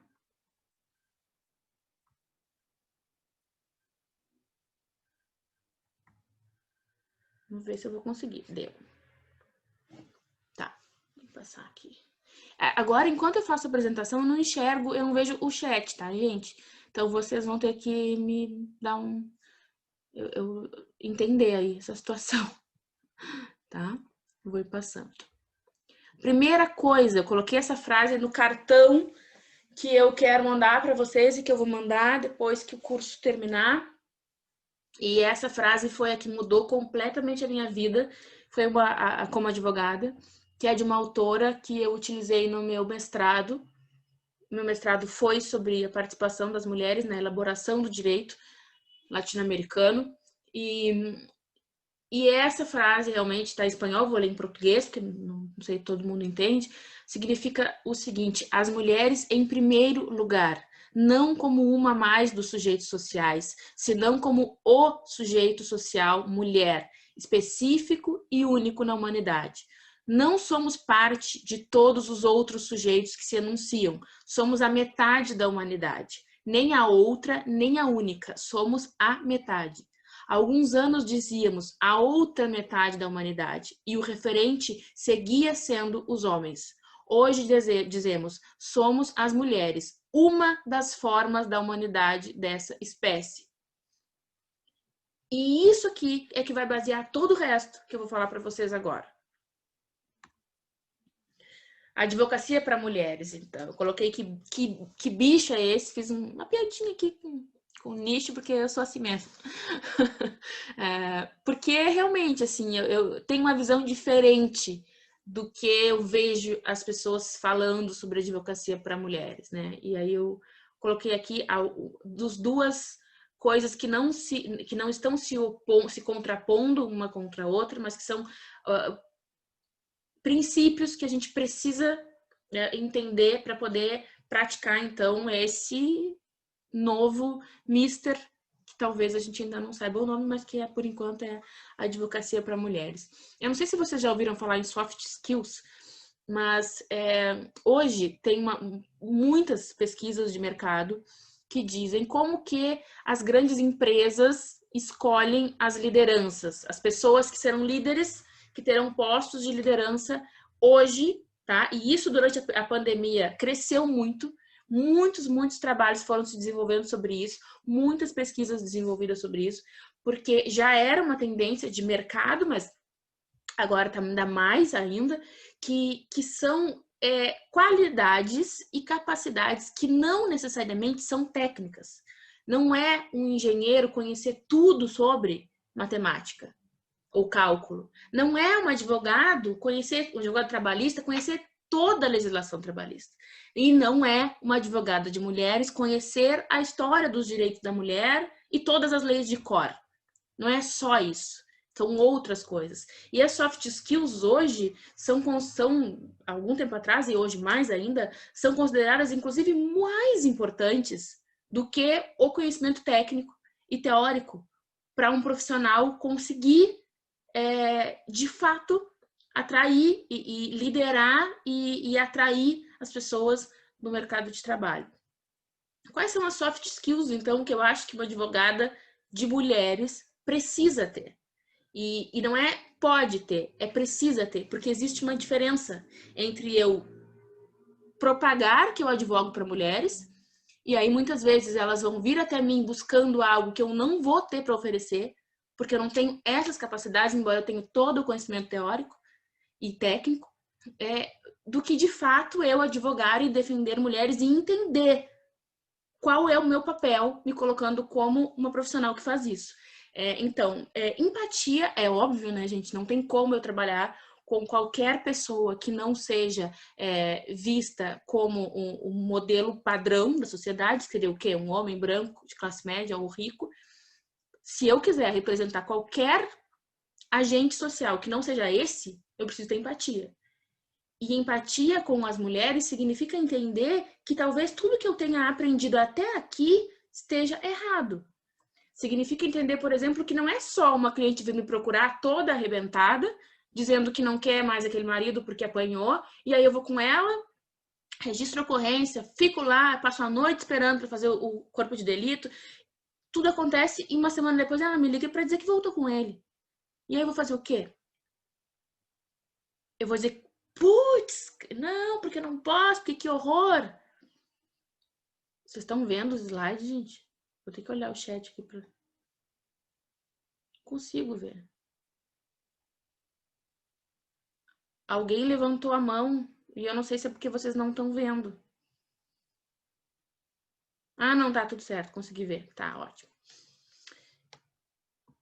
Então, voltando. E aí, essa cliente que tá vivendo uma situação que é normal, porque nós passamos por isso. Eu não posso olhar para ela como se ela fosse uma ingrata, como se ela fosse uma sem vergonha, porque senão, eu como advogada que trabalho com isso, sei que vai acontecer de novo. Sei! Ela vai voltar com ele e ele vai fazer isso de novo e tudo bem. E ela precisa ter coragem e ela precisa se sentir segura para me procurar de novo. Então, empatia é isso, é eu conseguir entender que eu preciso me colocar no lugar daquela pessoa tendo a vivência que ela teve e não a vivência que eu tive. Por isso que é difícil, às vezes, a gente se depara com juízas e promotoras mulheres esperando que elas vão enxergar o que nós estamos vendo e elas não enxergam. Por quê? Porque a vivência que elas tiveram, familiar, em razão de cor e classe e oportunidades e tudo mais, foi outra. E a empatia falta ali. Então, esse é a primeira grande qualidade e soft skill que eu acho que a gente precisa ter. Escuta ativa parte disso, é eu ouvir o que a minha cliente está falando. Às vezes a gente recebe uma cliente para atender, e aí conforme ela vai falando, ela vai me contando a história, e eu já vou aqui na minha cabeça encaixando ela em todos os artigos de lei que eu acho que aquele caso vai caber. Né? Ah, não, ela falou na pensão, não sei o que, tá, 30%, 2 filhos, talvez aqui 20%, divórcio, entendeu? E aí eu já vou mais ou menos armando, pensando no que eu vou dizer para ela quando ela acabar de falar. Mas nisso eu perdi completamente o agora, o momento em que eu estava ali com ela, não pensando no quanto eu ia cobrar, nem na tese que eu ia usar ou no prazo que eu tenho para amanhã, mas no que ela está dizendo. Porque muitas vezes o grande problema dessa mulher, e que eu vou ser a responsável futuramente por representá-la e ajudar ela a resolver esse problema, não está no que ela veio me dizer, está no que ela não me disse. Muitas vezes, e violência doméstica é um grande exemplo. Muitas vezes uma mulher nos procura para falar sobre alimentos, sobre guarda, sobre divórcio, mas o grande problema dela não é nem esse. Luísa, sim, o material vai ser disponibilizado sim, tá? Exatamente, Stephanie. O livro do Marshall ele se apresenta exatamente nesse sentido que eu tô falando para vocês. Eu tenho uma aula sobre comunicação não violenta que também depois eu vou mandar para vocês o link, que é perfeita e que é a forma como a gente precisa se adequar como advogadas e como advogadas de mulheres, não só como advogadas de mulheres, mas mais ainda, porque realmente nós representamos alguém que pode estar na condição social que tiver, mas vai ser alguém vulnerável quando precisar enfrentar um processo judicial. E aí, a comunicação não violenta nesse sentido vai servir para que eu lide com ela e para que eu lide com os outros atores, né? Com o outro advogado, com o ex-companheiro, que talvez eu precise fazer um acordo com ele, enfim, com o juiz, com todo mundo. Porque assim como ela está sendo vista como alguém que não devia estar ali, assim como ela está ocupando um lugar que não era para ela ocupar, então ela está errada, assim também nós, que estamos representando ela, somos vistas assim, como alguém que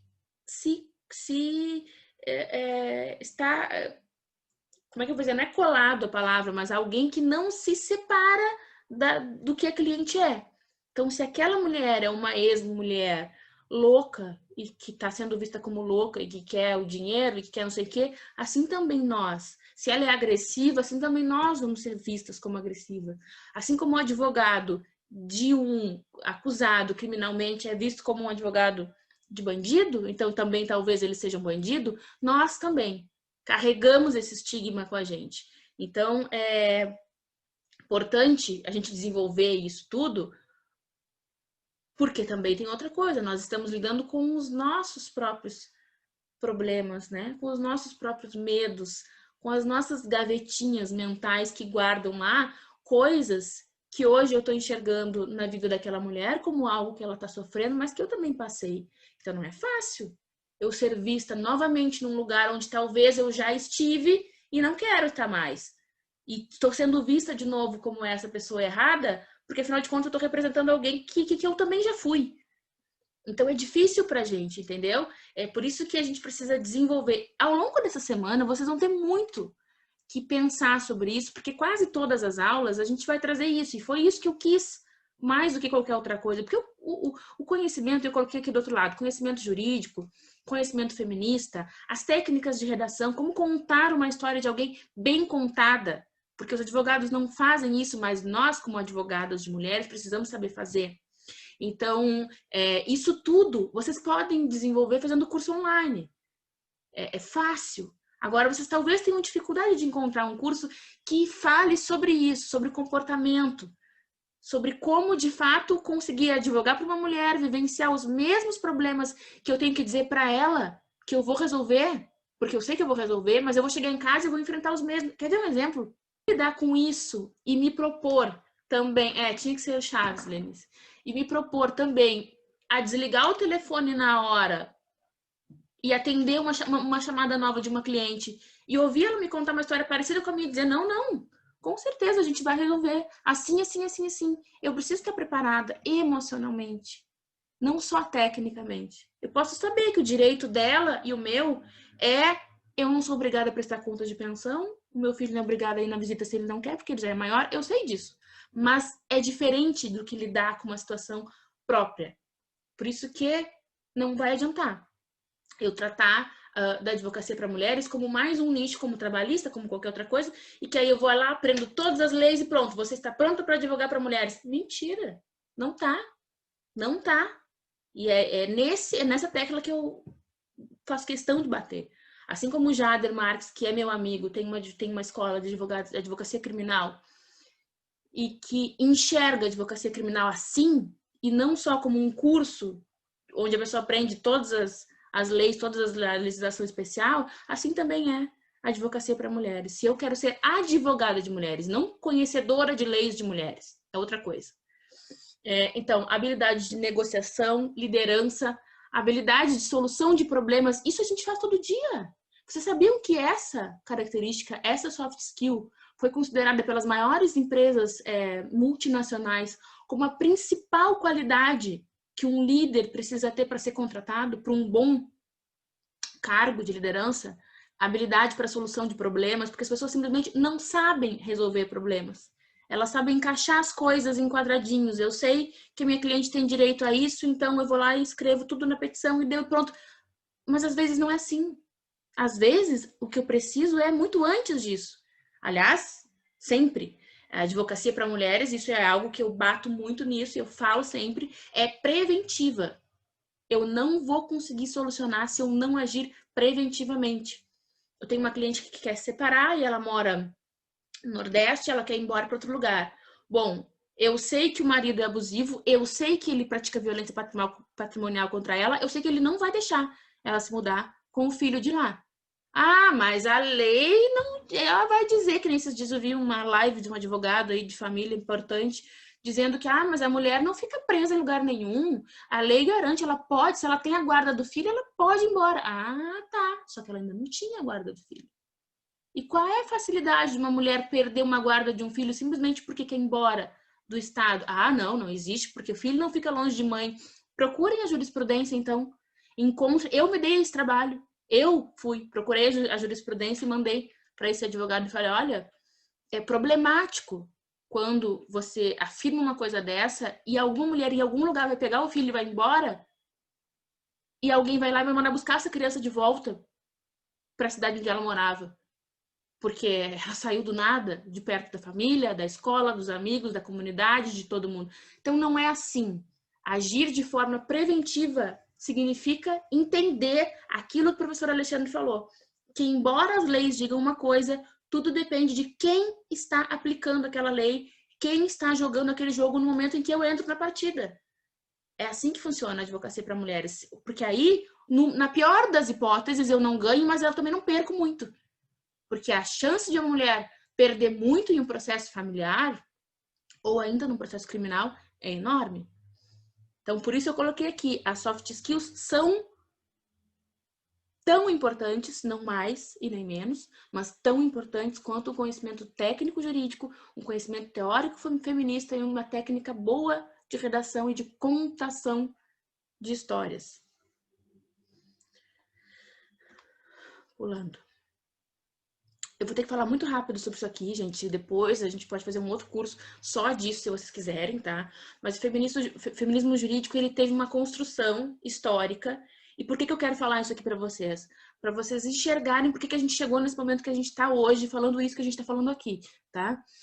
O feminismo, ele inicialmente era um movimento, as pessoas na rua, né, um movimento social somente, as pessoas faziam passeatas e tudo, lutavam por direitos e com panfletos e coisas, mas ele não era visto como uma categoria de estudo, uma categoria científica, ainda não era. Ele passou a ser através dos estudos culturais que iniciaram na Inglaterra, no início do século XX, e aí então sim o feminismo passou a ser uma categoria, e aí a gente começou a ser vista talvez com mais respeito, porque não era um mimimi, deixou de ser um mimimi, deixou de ser uma historinha onde cada uma se vitimizava mais e passou a ser não. É uma categoria científica, então ok, vamos escutar, vamos ouvir o que elas estão dizendo, né? Daí a gente partiu, a partir daí, o feminismo igualitarista, que é o feminismo europeu, que vai dizer que homens e mulheres são iguais perante a lei, e que é o que a nossa Constituição hoje diz, ainda. E enquanto isso, na Europa... Gente, eu tô falando muito rápido, tá? Muito rápido, só porque eu não posso pular o slide sem falar o que é isso, mas eu não vou poder me deter em nada, só para vocês entenderem a lógica da coisa.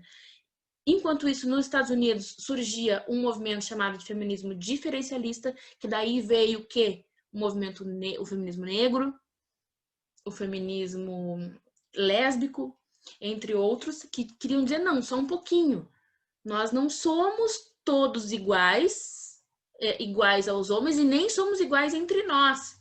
Nós temos diferenças, mulheres, né?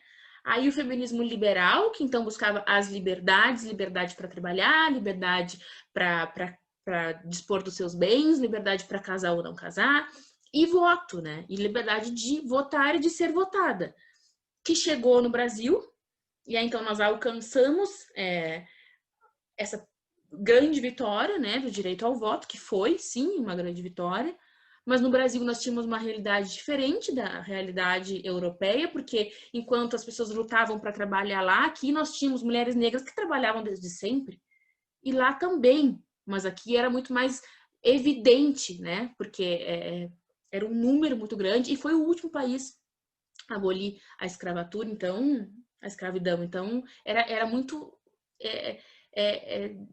nítido, assim, essa diferença. E aí as pessoas começaram a perceber que estava errado. Que o feminismo liberal que a gente incorporou não nos representava como mulher latino-americana, mestiça que fosse, ou indígena, ou negra. Estava errado. E aí surge uma filosofia, que é a filosofia da libertação, que na verdade não tratava de feminismo, mas que a gente incorporou também para o feminismo. Por quê? Porque o feminismo sempre foi usado também contra nós. Sempre. O patriarcalismo usava as nossas próprias armas contra nós, como ainda usa até hoje, né? Como a gente vê, aquela mulher, aquela louca lá, que a Sarah, não sei o que, Winter, dizendo que ela é ex-feminista e que as feministas queriam praticar um aborto ilegal na criança e não sei o que, querendo dizer que, de alguma forma, usando essa lenda horrível que existe sobre as feministas na internet, usando para praticar um crime, que foi o que ela fez. Então, isso sempre aconteceu. E quando a gente alcançou o direito ao voto no Brasil, todo mundo começou a questionar, não, só um pouquinho. Se vocês queriam era direitos iguais, agora vocês podem votar, elejam quem vocês quiserem, e aí não vão poder reclamar de mais nada. Estão reclamando de quê? Aí a gente teve que começar a explicar, então, que não era só isso. Que aqui no Brasil nós não queríamos só isso. Aqui na América nós não queríamos só isso. Nós tínhamos outras coisas que a gente buscava, outras reivindicações. E aí que entra a questão da interseccionalidade, que a gente vai ter uma aula que vai ser no último dia do curso, sábado, que eu queria dizer muito para que vocês não percam, então eu não vou me deter nesse tema, mas eu vou só dar um exemplo para que vocês entendam o que significa interseccionalidade. Imaginem que cada uma dessas linhas é uma forma de opressão social que a gente tem. Aqui eu coloquei uma imagem de umas pessoas pobres para colocar a questão de classe. Aqui o rosinha feminista é uma mulher, e aqui esta mulher linda significa uma mulher negra. Então, uma mulher negra que está em qualquer ponto parada em cima dessa linha vermelha, ela sofre uma opressão por ser negra. Uma mulher negra que está parada bem exatamente nessa intersecção do meinho ali, onde passa a linha cinza e passa a linha rosa e passa a linha vermelha, ela vai sofrer opressão porque ela é mulher, porque ela é negra e porque ela é pobre. Tudo isso passa por cima dela. Então, as únicas pessoas que estão livres disso são as pessoas que estão na zona branca, que seria um homem branco de classe média, porque o resto, todo mundo está sujeito a ser atropelado por alguma dessas opressões. E quando elas se interseccionam, quando eu fico parada em um ponto onde passa por mim mais de uma, isso vai me afetar duplamente, ou às vezes 3 vezes mais, ou 4 vezes mais. Se for uma mulher negra, pobre, lésbica, 4 vezes mais. Então, tudo depende. E esse sujeito, por que eu preciso saber isso? Porque essa pessoa é alguém que eu estou representando num processo judicial. E eu preciso saber como ela vai ser vista e como ela vai ser recebida pelo sistema judiciário.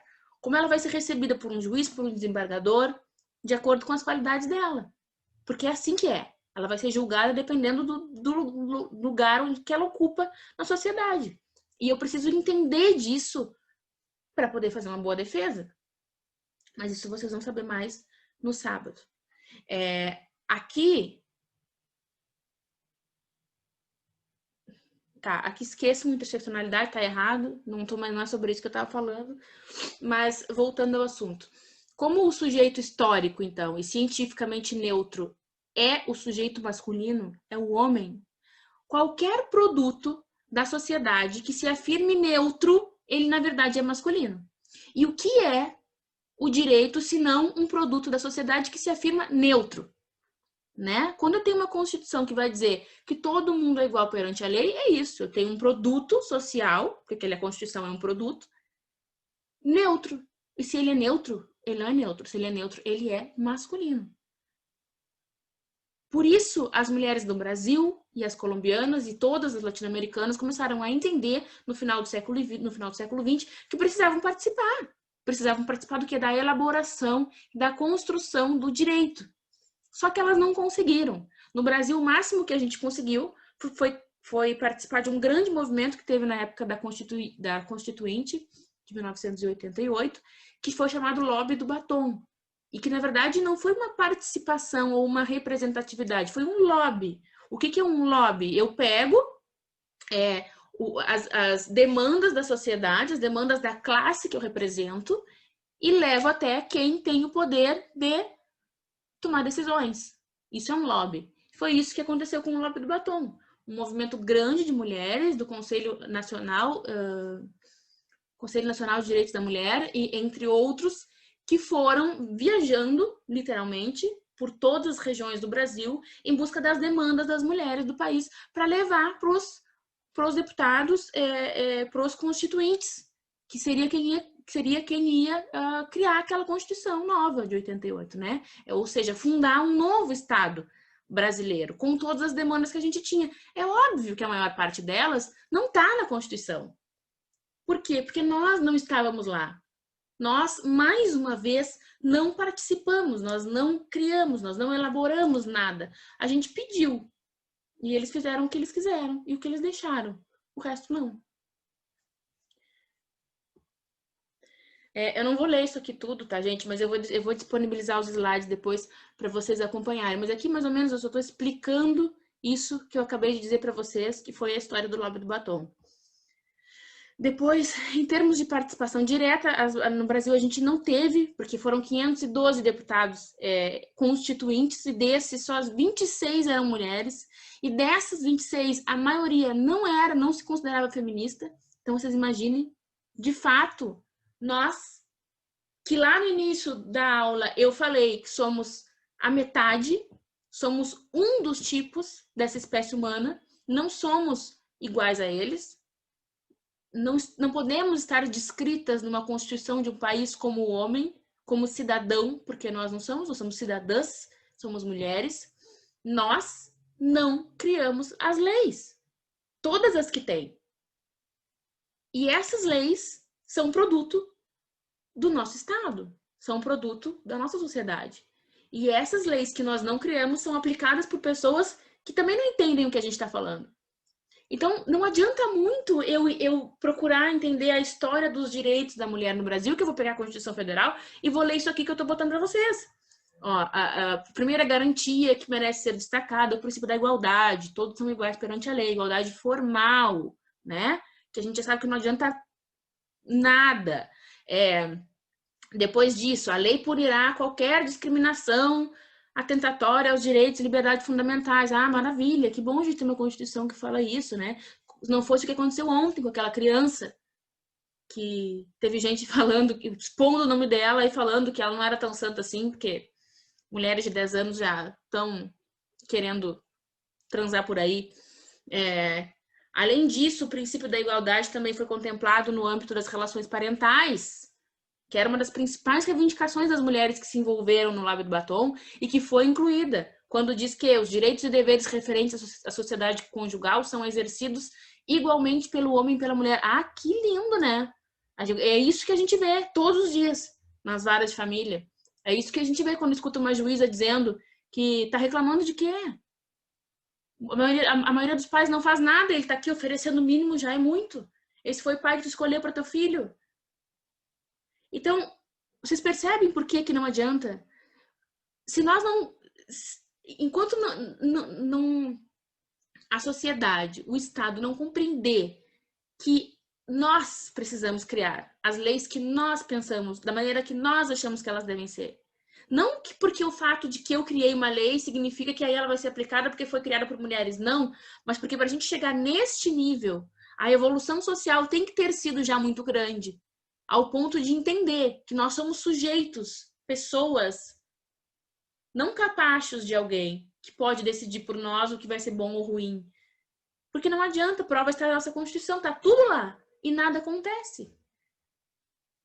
E aí teve uma questãozinha que foi deixada de lado, que era tão simples, que era simplesmente o fato de colocar assim, ó, o Estado brasileiro é constituído por homens e mulheres. E cada vez que falasse cidadão, falasse também cidadã. Isso foi um pedido do Lábio do Batom, não foi posto. Na Constituição boliviana foi. Por alguma razão, e essa foi o final, o grande final da minha dissertação de mestrado, que eu não sei dizer se isso faz sentido, se isso tem resultou em alguma coisa ou não, mas por alguma razão hoje a Bolívia não figura entre os 200 piores países para uma mulher viver em questões de desigualdade no mercado de trabalho e violência doméstica. Enquanto que o Brasil é o 5º pior país no mundo em violência contra a mulher. Então, isso faz parte de uma cultura que a gente chama de despatriarcalização, que não vai acontecer enquanto o nosso Estado for patriarcal. Porque quando uma Constituição diz que o Estado é feito de cidadãos, e não de cidadãos e cidadãs, ele não reconhece que a gente existe. E se eu não existo, quem sou eu para reivindicar alguma coisa? Afinal, né? Esse é um dos problemas que a gente tem. Tá, vou pular isso aqui, depois vocês leiam onde eu vou deixar os slides. Aqui eu tenho um exemplo interessante para trazer para vocês. Esses dias eu assisti uma série, Aquela Coisa Mais Linda, eu acho que vocês talvez tenham visto também. Ai, meu Deus, passei. E agora? Não sei voltar. Tá, peraí. Peraí, eu vou voltar aqui. Aqui.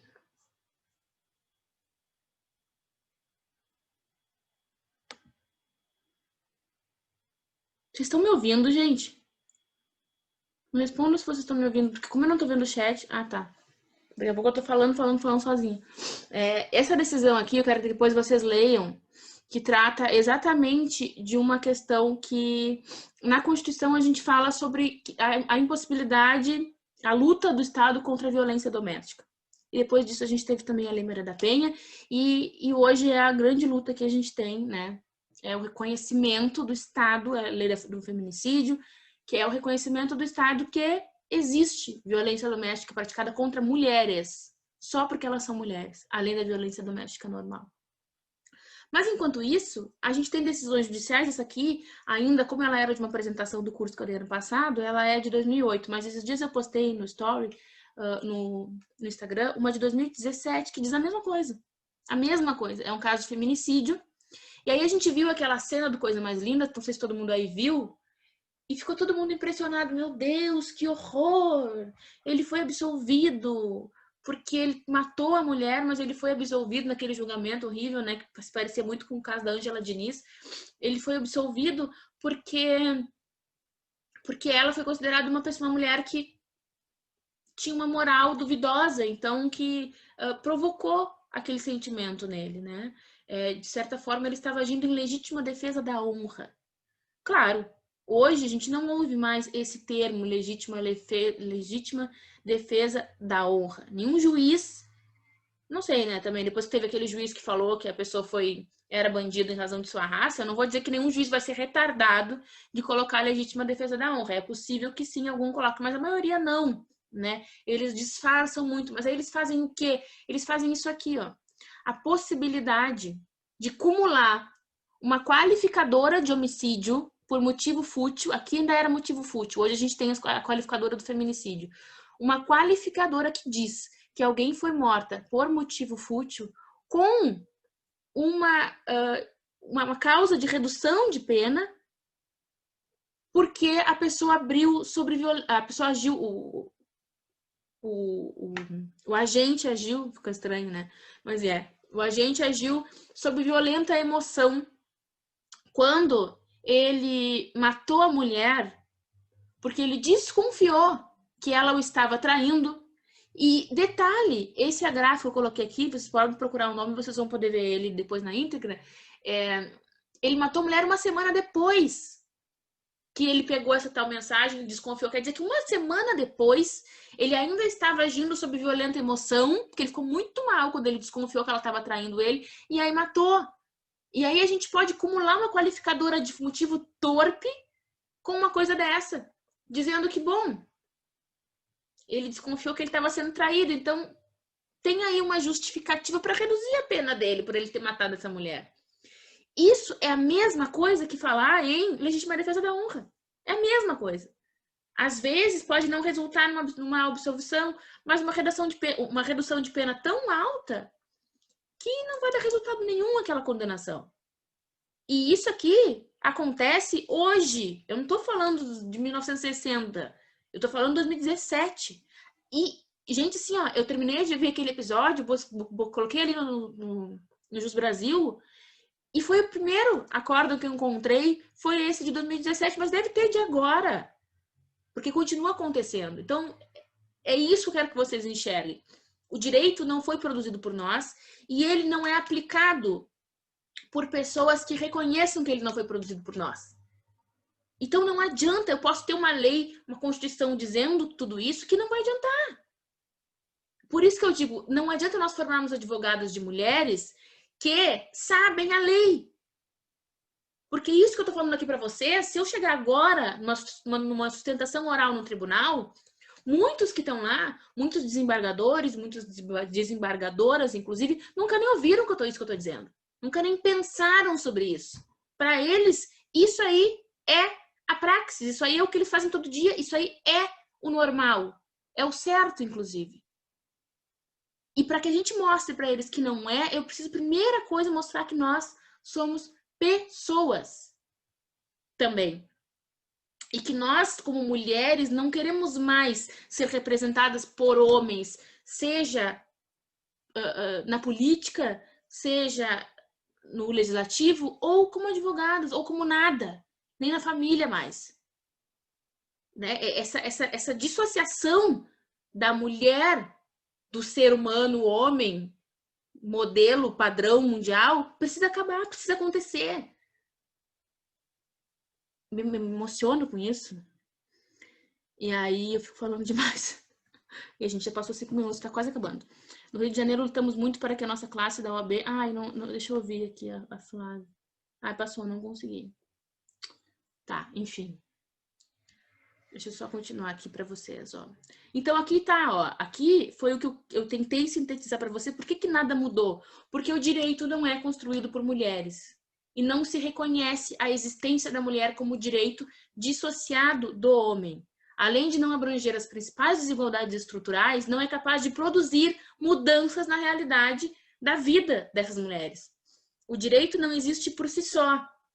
Foi o que eu coloquei aqui para vocês. Ele só existe quando ele é aplicado. Ele não se auto-aplica.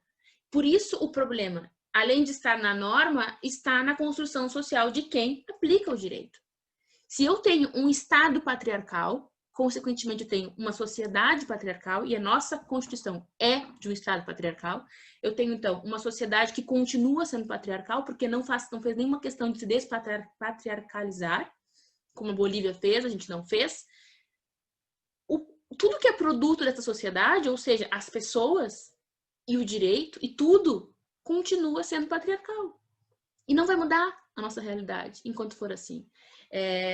Sexo, gênero, raça, classe, orientação sexual, tudo isso precisa começar a entrar. A gente precisa começar a se infiltrar nesses lugares para tentar mudar alguma coisa. Para que possamos avançar nesse sentido, as mulheres precisam ter as garantias jurídicas de condições favoráveis. Eu quero que vocês prestem bem atenção nesse slide, porque é bem importante.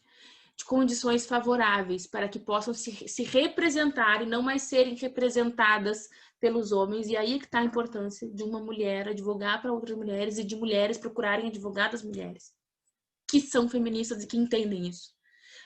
Por isso, no processo de desenvolvimento da autonomia, porque nós não somos pessoas autônomas ainda, enquanto nós não somos nem reconhecidas como mulher, nós não temos autonomia, não podemos dizer que temos. O caso dessa menina de ontem foi uma prova viva, pobrezinha, de que nós não temos autonomia alguma sobre o nosso corpo, sobre a nossa sexualidade, sobre o nosso trabalho. Afinal de contas, a gente se doa completamente, e eu vou terminar o último slide com uma frase sobre isso.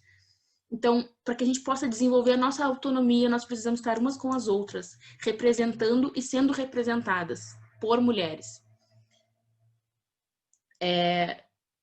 Autonomia, somente as mulheres devem ser autoras da capacidade simbólica de se autorrepresentarem nos assuntos que lhes dizem respeito. Isso importa na representatividade política? Sim, mas não só na política.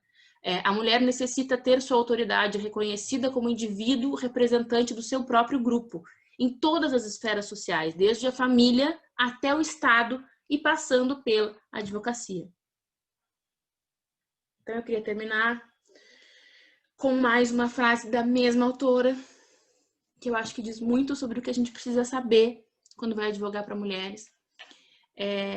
Que é isso que a gente vai se deparar, com pessoas que são assim, que pensam assim, que sentem assim, e que nós também sentimos nos nossos momentos de mulher só, e não de profissional. A consciência das mulheres está cimentada no engano.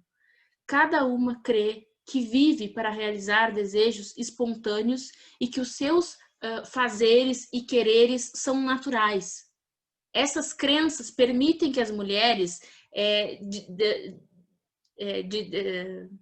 desgastem incontáveis energias vitais em atividades inacabáveis.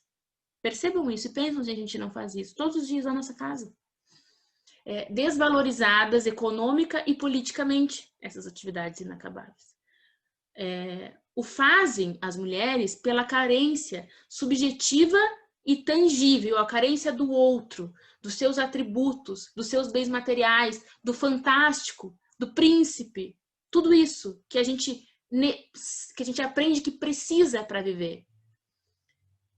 Com a crença em que suas relações com o mundo se regem por uma lei de intercâmbio. Se eu trabalho, se eu me submeto, se eu faço coisas para o outro, se eu dou meus bens, se eu me dou, então ele será meu e eu serei alguém. É assim que nós somos construídas como mulher. E são essas pessoas que a gente precisa representar. Por isso, muitas vezes, o que uma mulher quer, ela na verdade não quer. Muitas vezes ela aceita fazer um acordo que ela não queria, porque ela não sabe que ela não queria. Muitas vezes ela pede uma guarda de um filho que na verdade ela nem queria, porque ela tem planos de trabalhar, de fazer outra coisa. A gente precisa ajudar essa mulher a se enxergar como alguém que tem desejos, que tem vontades, que tem sonhos, e aí sim representar o que de fato ela quer, não o que a sociedade quer que ela queira.